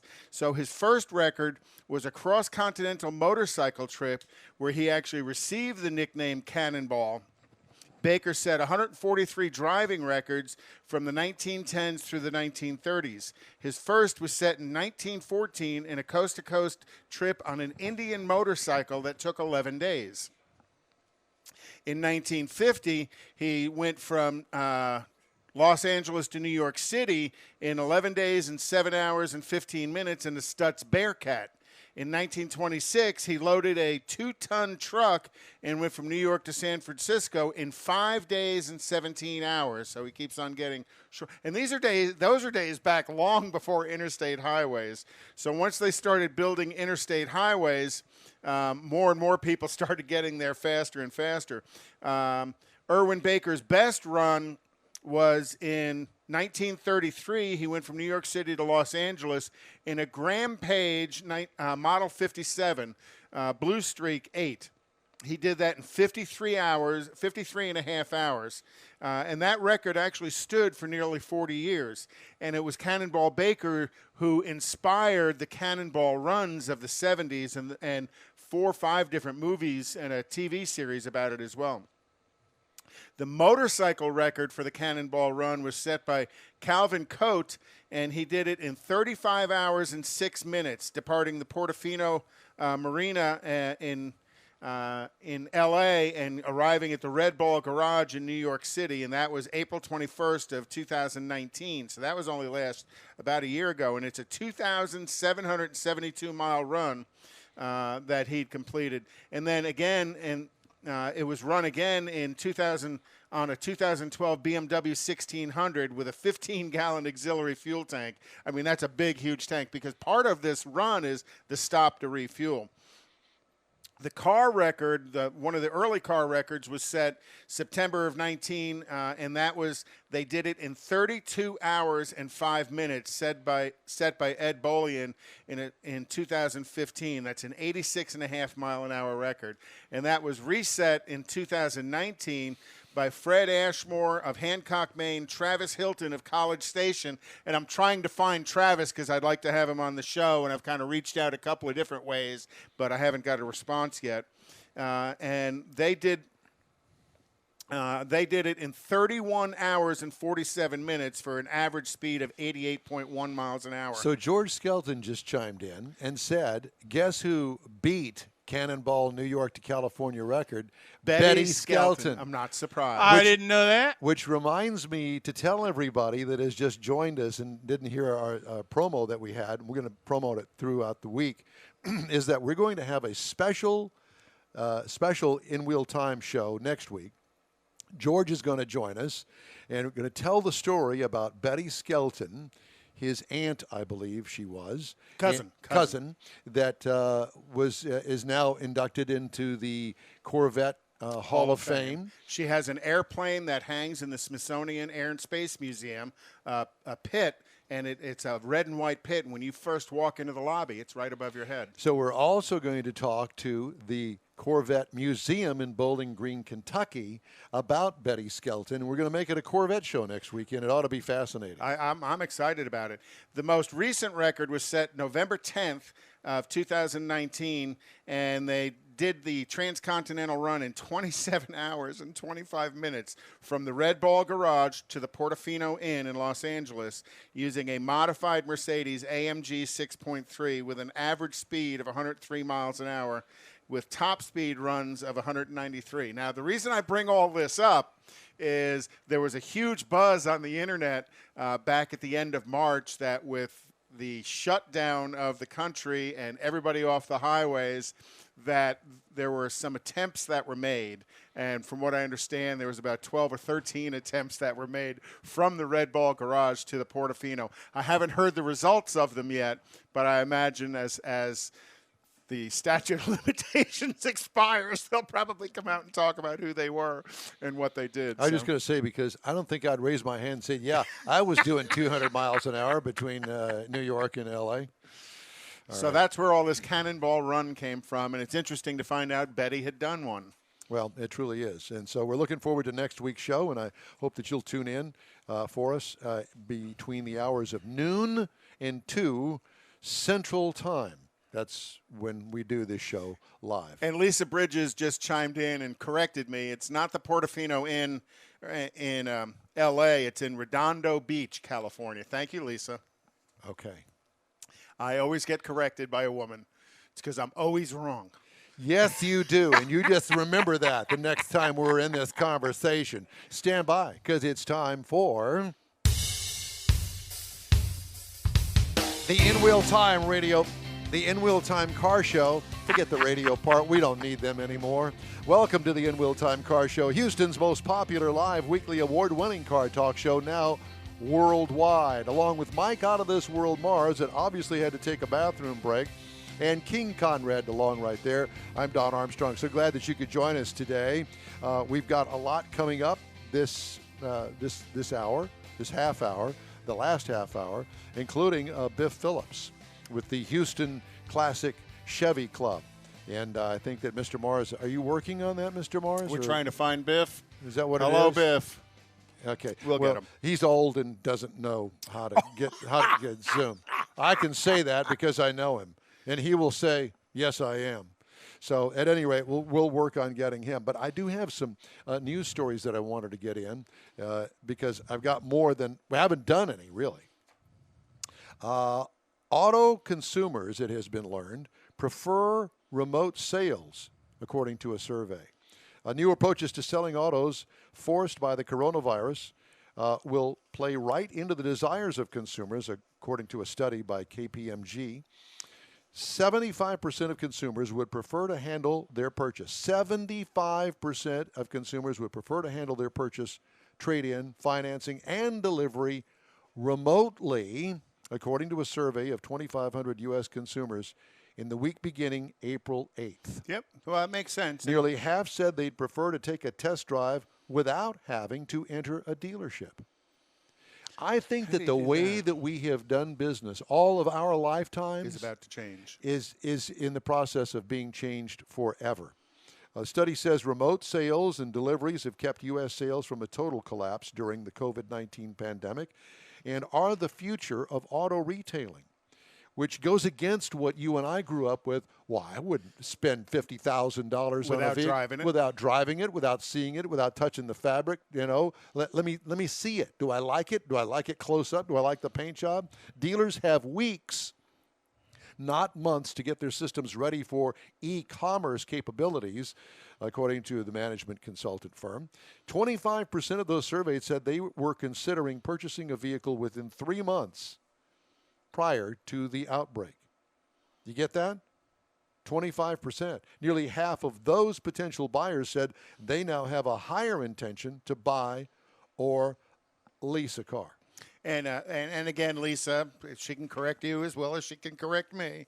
She calls it concierge sales. And you look at a lot of dealerships that are still advertising on TV. They are talking about concierge sales, this no-contact sales process that they can do. So they are adapting, and that adaptation is going to change the world, I think. Well, I think it will. Yeah. At least the way that you and I have known it. I think it'll be more common and more generally accepted right. by younger people than us, because obviously we've had more time to focus on the way things have been over our lifetime. Right. Yeah, and a little bit less open to change as well. And here's another story that I thought was really interesting. No interest 7-year loans apparently did the job, maybe even a little too well. Now some dealers who worried in March about business evaporating instead fear they'll run out of pickup trucks that their customers are clamoring for.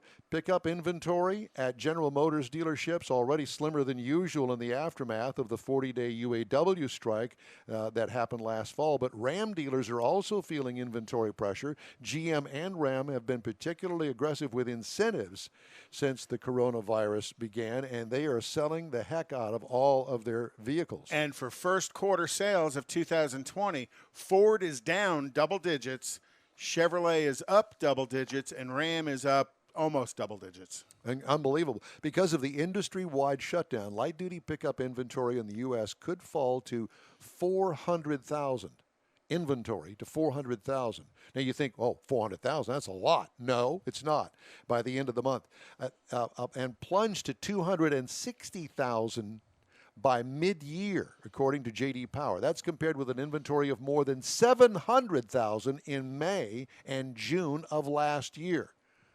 And concierge isn't all that new. That's something that's been going on a little bit, but now it's usually for the higher-end cars. But it's becoming much more accepted at all levels. More than a quarter of financed new vehicle deals in April involved no-interest loans, according to Edmunds, up from just 4.7% of March transactions. And not only did 81% of April auto loans have terms of 67 to 84 months, but the average monthly payment and amount financed increased at the same time. I think the struggle with that's going to be is they are taking people out of the market on a 7-year note, it's going to be 5+ years before they're going to be in an equity position to trade that vehicle in. So they're going to be a little bit further out in the market. I think long term, these 7-year finance deals they're going to bite them. We've always said that. True. When they went from 3 to 5 years, we said that. No, because the market kept expanding. People kept buying more and more new used cars, or new cars, I should say, and used cars as well. But I will say, and you and I had this conversation before we went on the air today, that used vehicle sales are in an absolute turmoil, probably as much, if not more, than new car sales, because of rental car companies and people coming off lease of vehicles. So all those vehicles get put into the used vehicle market. Correct. And a lot of them come in as certified pre-owned, whichever brand it is that offers CPO. But it's still considered a used car. And those used cars that are coming off of rental right now, there's so many of them coming off, and the market is so suppressed in sales. I think used car prices is about to take a huge nosedive. Hertz almost filed for bankruptcy. They got some leniency from their lenders to try to get their act together here in, I think, the next 30 days or something, to get some sort of financial plan, because nobody's renting cars. Nobody's traveling. So we got all of these cars, plus it's also inventory changeover time. It's their cycle time, so it's time to get out of the 2020s and get into the 2021s. And when they come back, they're not going to be buying as many new cars, the rent car companies, from the manufacturers. So all of that inventory is going to be offloaded into the used car market. At a huge loss, because most all of that goes through various auctions throughout the country. So that auction price sets the value. It's not a guaranteed value at the end of the rental company's ownership period. It's truly stunning. As a matter of fact, we've been trying to reach out to a couple of used car dealers, and nobody's willing to talk to us yet. We're going to continue to work on that. David's got somebody down there close to him. I'm going to ask him to stop in and see if we can get a connection. One of our listeners chimed in and said the first concierge sales service operation here in town was Ron Carter Cadillac on the Gulf Freeway. They had developed theirs about 3 or 4 years ago, and were relatively successful with it. Yeah. Well, I think it's all this whole pandemic thing has just driven the entire auto industry into a spin, and we're all trying to stop the spin and get back to normal. And speaking of which, I know that almost all of the manufacturers, at least the domestic manufacturers, are going to try to go back to work a week from Monday, the 18th. The 18th, correct. Yeah. That's what I had read as well. And and it's been a big to do, especially in Michigan, with that crazy governor that they've got up there. Whitmer. So whatever her name is. The problem is that it's not just the manufacturers having to deal with the unions, UAW, but they're also having to deal with all of the suppliers. Correct, because remember, car manufacturers, they build very little, they assemble. Yeah, they're assemblers. And so they have all of these suppliers. Well, all of those suppliers have been shut down. Yeah, and a lot of them are in Michigan. And if you think about how the industry has worked now for quite some time, it's a process called just-in-time delivery. So that train would show up with supplier parts that were going to be installed tomorrow. It's not like they carry a 2-month supply of inventory of components to build cars. As that train comes in, it goes straight to the assembly line and gets assembled on the vehicle. Well, I will tell you, all of that's got to gear up and start headed to the assembly plant for them to start building cars. Mars and I have been fortunate enough to be able to take some tours of some auto assembly plants around the United States. And it's one of the most amazing things that you've ever seen, because everybody thinks of the assembly line. Well, every car that's going down the assembly line has a stack of parts on the line in order that the car is built. And so they bring up these little transit carts, right. but they're towed by a tow vehicle. And they come just in time. Yep. And so when one cart gets depleted, whatever on the cart, say a taillight lens, when that cart gets depleted, the next one's right behind it, hopefully. It is. And there's somebody there that pushes it in place, and there's never a slowdown or a stop. It's the most amazing thing you've ever seen. Well, I could tell it's kind of been a while since you've been in an assembly plant, Don, because they have moved to robotics. Instead of having a cart driver anymore, they're using robots in a lot of these high-tech assembly plants. Didn't go to that plant to deliver stuff. Yeah, Toyota's like that in San Antonio. I got to go through it, and it was like you're talking about. There's little trains. They're automated. Right.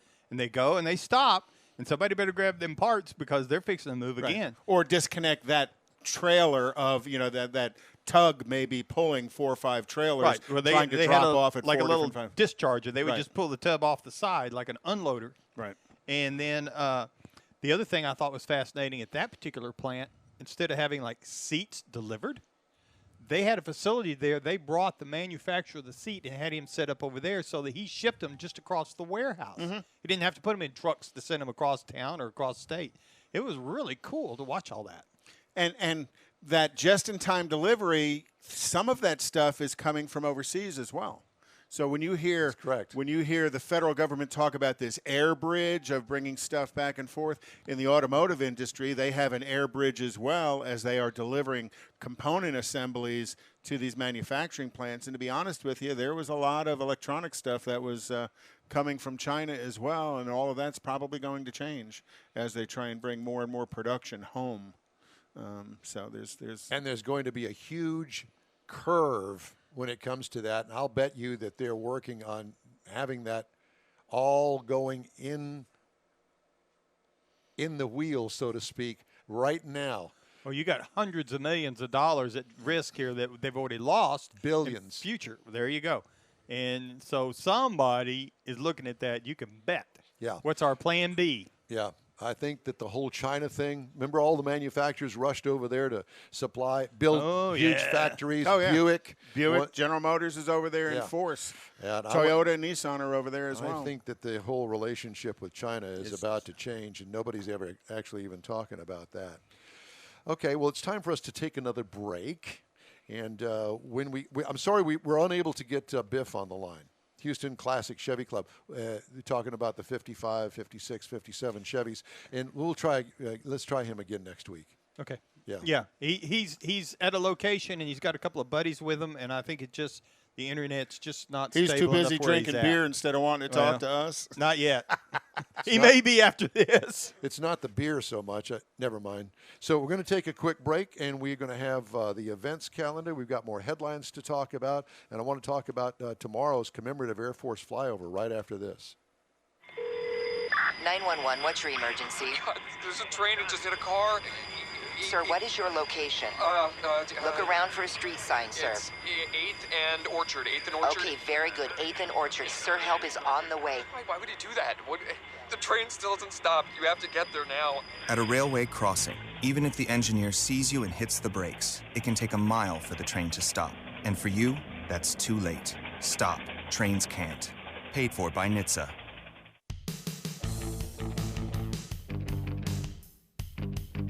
And thank you, Jeff Zekin, for reminding us to wish all of the mothers happy Mother's Day, which is tomorrow. Don't forget. God, how do you forget these days? How do you forget Mother's Day? I mean, it's all over everywhere. Tomorrow's Mother's Day. My phone has reminded me of it like 4 times, and I didn't put anything in there for it to remind me. The screen just pops up as a notification. Tomorrow's Mother's Day. Tomorrow's Mother's Day. Tomorrow's Mother's Day. Well, speaking of... Maybe Angela did this. There is no Father's Day Father's anymore. Day is in June, sir. Usually around the 19th. Yeah. So tomorrow is the big fight to the finish flyover, Houston, presented by the Lone Star Flight Museum. And there's going to be about 32, somewhere between 30 and 50 aircraft, vintage aircraft, most from World War II, that are going to fly over Houston. And that'll be fun. Yeah, it's a 120-mile trip. They're going to start tomorrow afternoon at 1:45 and take off from Ellington Field down, you know where that is? Yep. Right outside the Beltway off of 45. 45. And then they're going to fly over to the San Jacinto Monument. So they got to get up there and get all 32 of them launched. Well, I don't know. I would imagine that there probably are not going to be in some sort of a Blue Angels type formation. But that'd be cool. Yeah, a no, B-17, it wouldn't. a B-25, a P-51. Yeah, think of the age of the guys that are flying them, though.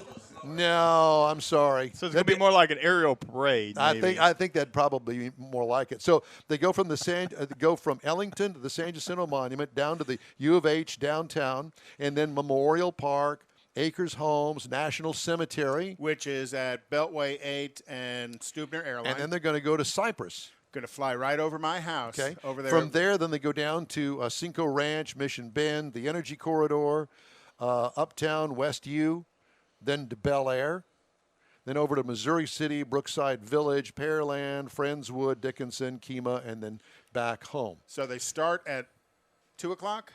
1:45 is the first takeoff. So you want to be out there and pay attention, find you a nice open space. Angela found a beautiful open space up on the north side to watch the Blue Angels on Wednesday and got a real cool video. Not as cool as your video, Don, which we've posted on our Facebook page as well. With the Blue Angels. That was pretty awesome. That was very absolutely emotionally it was. And you know, the really cool thing about it is I saw some of the ground shots too, that there were people out social distancing in parks and around on bridges and all throughout Houston. And you could see them all applauding. You could hear them, and you hear the jets go by. Yep. It gives me goosebumps just talking about it. It was and cool. Tomorrow's is going to be just that. So look up, because they're going to have a B-25 bomber, a P-51 Mustang. P-51 Mustang. That's what I said, Okay. P-51 Mustang. Beechcraft BE-18, a Beechcraft T-34, which is a trainer, a North American AT-6, Vultee BT-13, the big long canopy on the top of it, low wing. Japanese Zero replica is pending. Okay. I guess if they can get it up and running, They they're get going that to have Japanese thing to run. Yeah.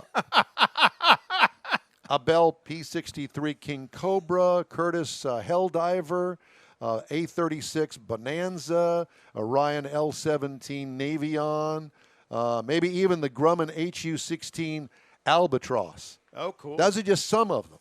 So anyway, Lone Star Flight Museum, there's a map on there. Can you see that? And it's on our Facebook page as well. Is it? Okay, yeah, good. I put the map up with the time schedule of the crossover areas. They've got some of them built onto the map. You know, even though we're a car show, we're also, hey, how could you not like that? I'm sorry, there's something about a 1,000 horsepower radial 28 engine that sounds like a dragster when they start it up. Yeah. That excites me. Yeah. And to hear the planes, to actually hear them, there's a guy that has an old jet out at Hobby Airport, and it's from the Vietnam era. He's got it all painted up, and he is a private pilot, and it's an old Air Force fighter jet is what it is. And he takes that, when he takes off, the whole building shakes. There's a B-17 that flies around Tomball every now and then that I catch just watching it. I believe that he's out at West Houston is where he's hangared. There's another hangar out there at Hooks Airport out by you that they also have some planes out. They're scattered around. And I know that Lone Star Flight Museum, they're down there feverishly working right now. And that's going to be cool. You need to go and watch the flyover. Yeah. So wherever you are, look for the map. We've got it posted on our Facebook page, correct? So get the map, print out the map, and it will show you exactly the approximate time that they're going to fly over all of those places. And under the map of the highway system, so you can see the air travel of the planes laid over the highway system, so you can get an idea of exactly where you can go. So there's lots of places to find a spot. Find a big open space, and looked at a lot of the videos of the Blue Angels. Find an open space where you're going to be able to look at the map and tell the direction they're coming from. Don't shoot your video through a bunch of high wires. Find an open space so you can shoot your video with blue skies behind them. It's going to be breathtaking. It truly is. Turn your phone sideways. I'm going to take the rally out to a place I've already kind of figured out. Take some pictures with the rally in the foreground and the planes flying over in the back. That's going to be cool. Yeah, yeah. Matter of fact, I was talking to my pilot yesterday, and we've kind of mapped out where we're going to anchor, if you will, over certain sections of town, so I can take pictures of these planes with some nice-looking background that's identifiable as Houston only, i.e. the Astrodome, Texas Medical Center, downtown, stuff like that. So keep that in mind when you take your pictures. Is it going to be on TV 13? I don't think it probably won't be on television. I'm not really sure, but it definitely will be on abc13.com. Okay, yeah. Good. Yeah. So looking forward to that. And speaking of things to come, that would be the Houston Motorsports Park Asphalt Texas Short Track Racing Series. Gina Child Knowles does such a great job at promoting this. Mark your calendars. June the 20th is the first race. June the 20th. Set it in your phone and tell it to remind you the week before. There's going to be social distancing. They're going to work on snacks. Food, stuff like that. So everything's all going to be clean, sanitary, way to watch it. They've been really doing some work on that. And it will be really a great event. Come out and support them. We encourage you to do that. So June the 20th out at Houston Motorsports Park. Okay, we're going to take a quick break. We'll be right back. I think. If I press the right button, we'll be back. 911, what's your emergency? There's a train that just hit a car. Sir, what is your location? Look around for a street sign, sir. It's 8th and Orchard. 8th and Orchard. Okay, very good. 8th and Orchard. Sir, help is on the way. Why would he do that? The train still hasn't stopped. You have to get there now. At a railway crossing, even if the engineer sees you and hits the brakes, it can take a mile for the train to stop. And for you, that's too late. Stop. Trains can't. Paid for by NHTSA.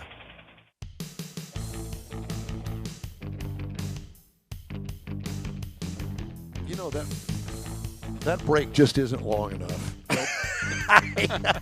I could barely get all this stuff. Okay, we got a lot of stuff to get in here in the next 7 minutes or so. So Mr. Morris has Ram tracks. All right, so I'm going to be quick. So we talk a lot about hauling capacity, Ram 2500. Now, if you got the one with the Cummins 6.7-liter diesel in it with a 373 gear, and you can get a payload of about 3,000 pounds. And this is exactly what you can put in it. We use plywood. Everybody uses plywood, half-inch plywood sheets, 4x8 sheets. You could put They weigh 66.56 pounds apiece. So you could put 46 sheets. So you'd have a stack 2 feet tall, taller than the bed. That's a lot. That's a lot of plywood. But let's say you don't haul plywood. Let's say you haul something else, or you want something else to kind of figure out how much you can put in Haul there. butt. Let's say you haul chihuahuas. The chihuahua weighs about 5 pounds. You could actually put 612 chihuahuas in the back of a Ram 2500. We don't recommend that, but But okay, let's say you're not a chihuahua person. You're a cat person. Cat, average weight, 10 pounds. You could put 306 cats in the back of a Ram 2500. That gives you an idea how what kind. Or you could carry a toilet weighs 100 pounds. You could put 30 toilets in the back of a Ram 2500. That kind of gives you an idea about how much you can put in the payload. or one mother-in-law, says Zeke. Yeah, okay. Well, I'm Send not your going comments there. to info@inwheeltime.com. No, listen into Zeke and it. Anyway, just give you a little idea of how to kind of get an idea about payloads and the kind of things you can haul. oh God, this is perfect. So we have somebody watching us from Frankfurt, Germany, named Mike Knotts, and he posted, I'm traveling in from Frankfurt, Germany to race at Houston HMP on the 20th. Oh, how cool. That's Yay. awesome. We love that. Thank you so much. Hey, be sure and find us. Yes. when you We'll be come. happy to talk to you. Yeah, we'd love to. Please. All right. So why don't we right now get what else? We have other events. Yeah. Yeah, there's a couple other things going on. On May 30th through the 31st, SCCA time trials, number 1 is going to be at MSR Houston.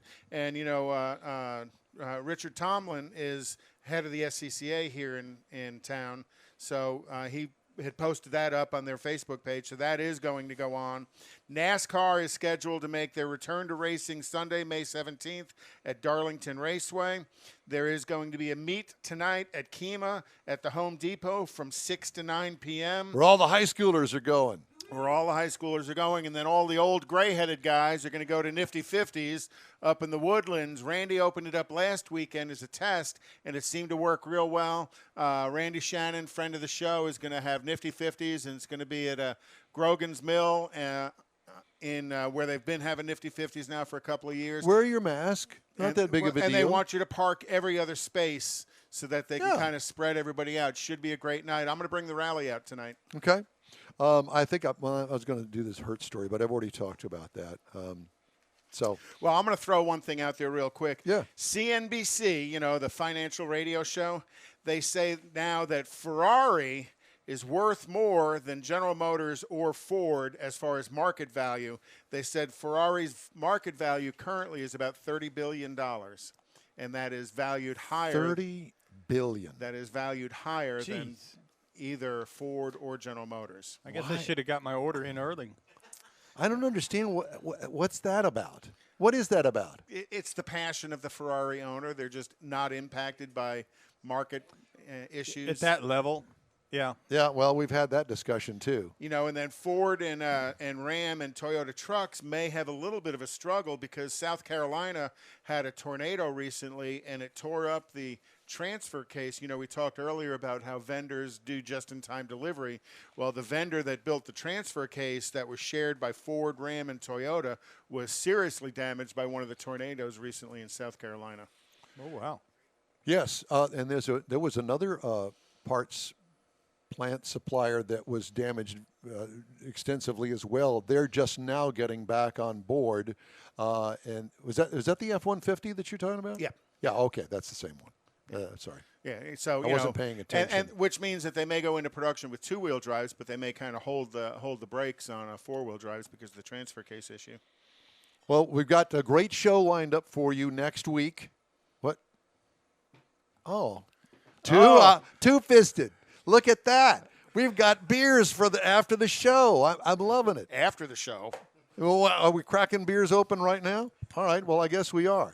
Well, Well, great show lined up for you next week, and that is our Corvette Saturday. That's going to be a Corvette Saturday. George Skelton talking about his cousin Betty Skelton. We got people from the Corvette Museum that are going to be on with us. So it's going to be a Corvette weekend next weekend. So don't forget to be sure and tune in noon to 2 Central Time right here on the In Wheel Time. And tell all your Corvette friends to join us. Yeah, that's right. Yeah, and we're going to try to get a Corvette club on there too. So it'd be great. Well, that is it for today's In Wheel Time live online car show. When you're on Facebook, please give us a like and tell your friends about us. Share us on your page. You'll get Conrad's Unicorn hunting features along with all things automotive. And while you are there, sign up for our feeds on Twitter, Instagram, Stitcher, Podcast Arena, Facebook, YouTube, Periscope, and InWheelTime.com, and on and on and on. Special thanks to all of our guests today. In Wheel Time Chief Engineer is the fabulous David Ainsley. The guy who has a grip on things, Mr. Jeffrey Zekin. Thank you, sir. I'm not going to tell you what those things are. For Mike Out of This World Mars and King Conrad DeLong, Don Armstrong saying so long for now, and we hope that you'll join us live again next Saturday, noon to 2 right here. Thanks for being part of the In Wheel Time family. Have a great week. Stay fabulous and sanitary like you know you want to be. We'll see you then.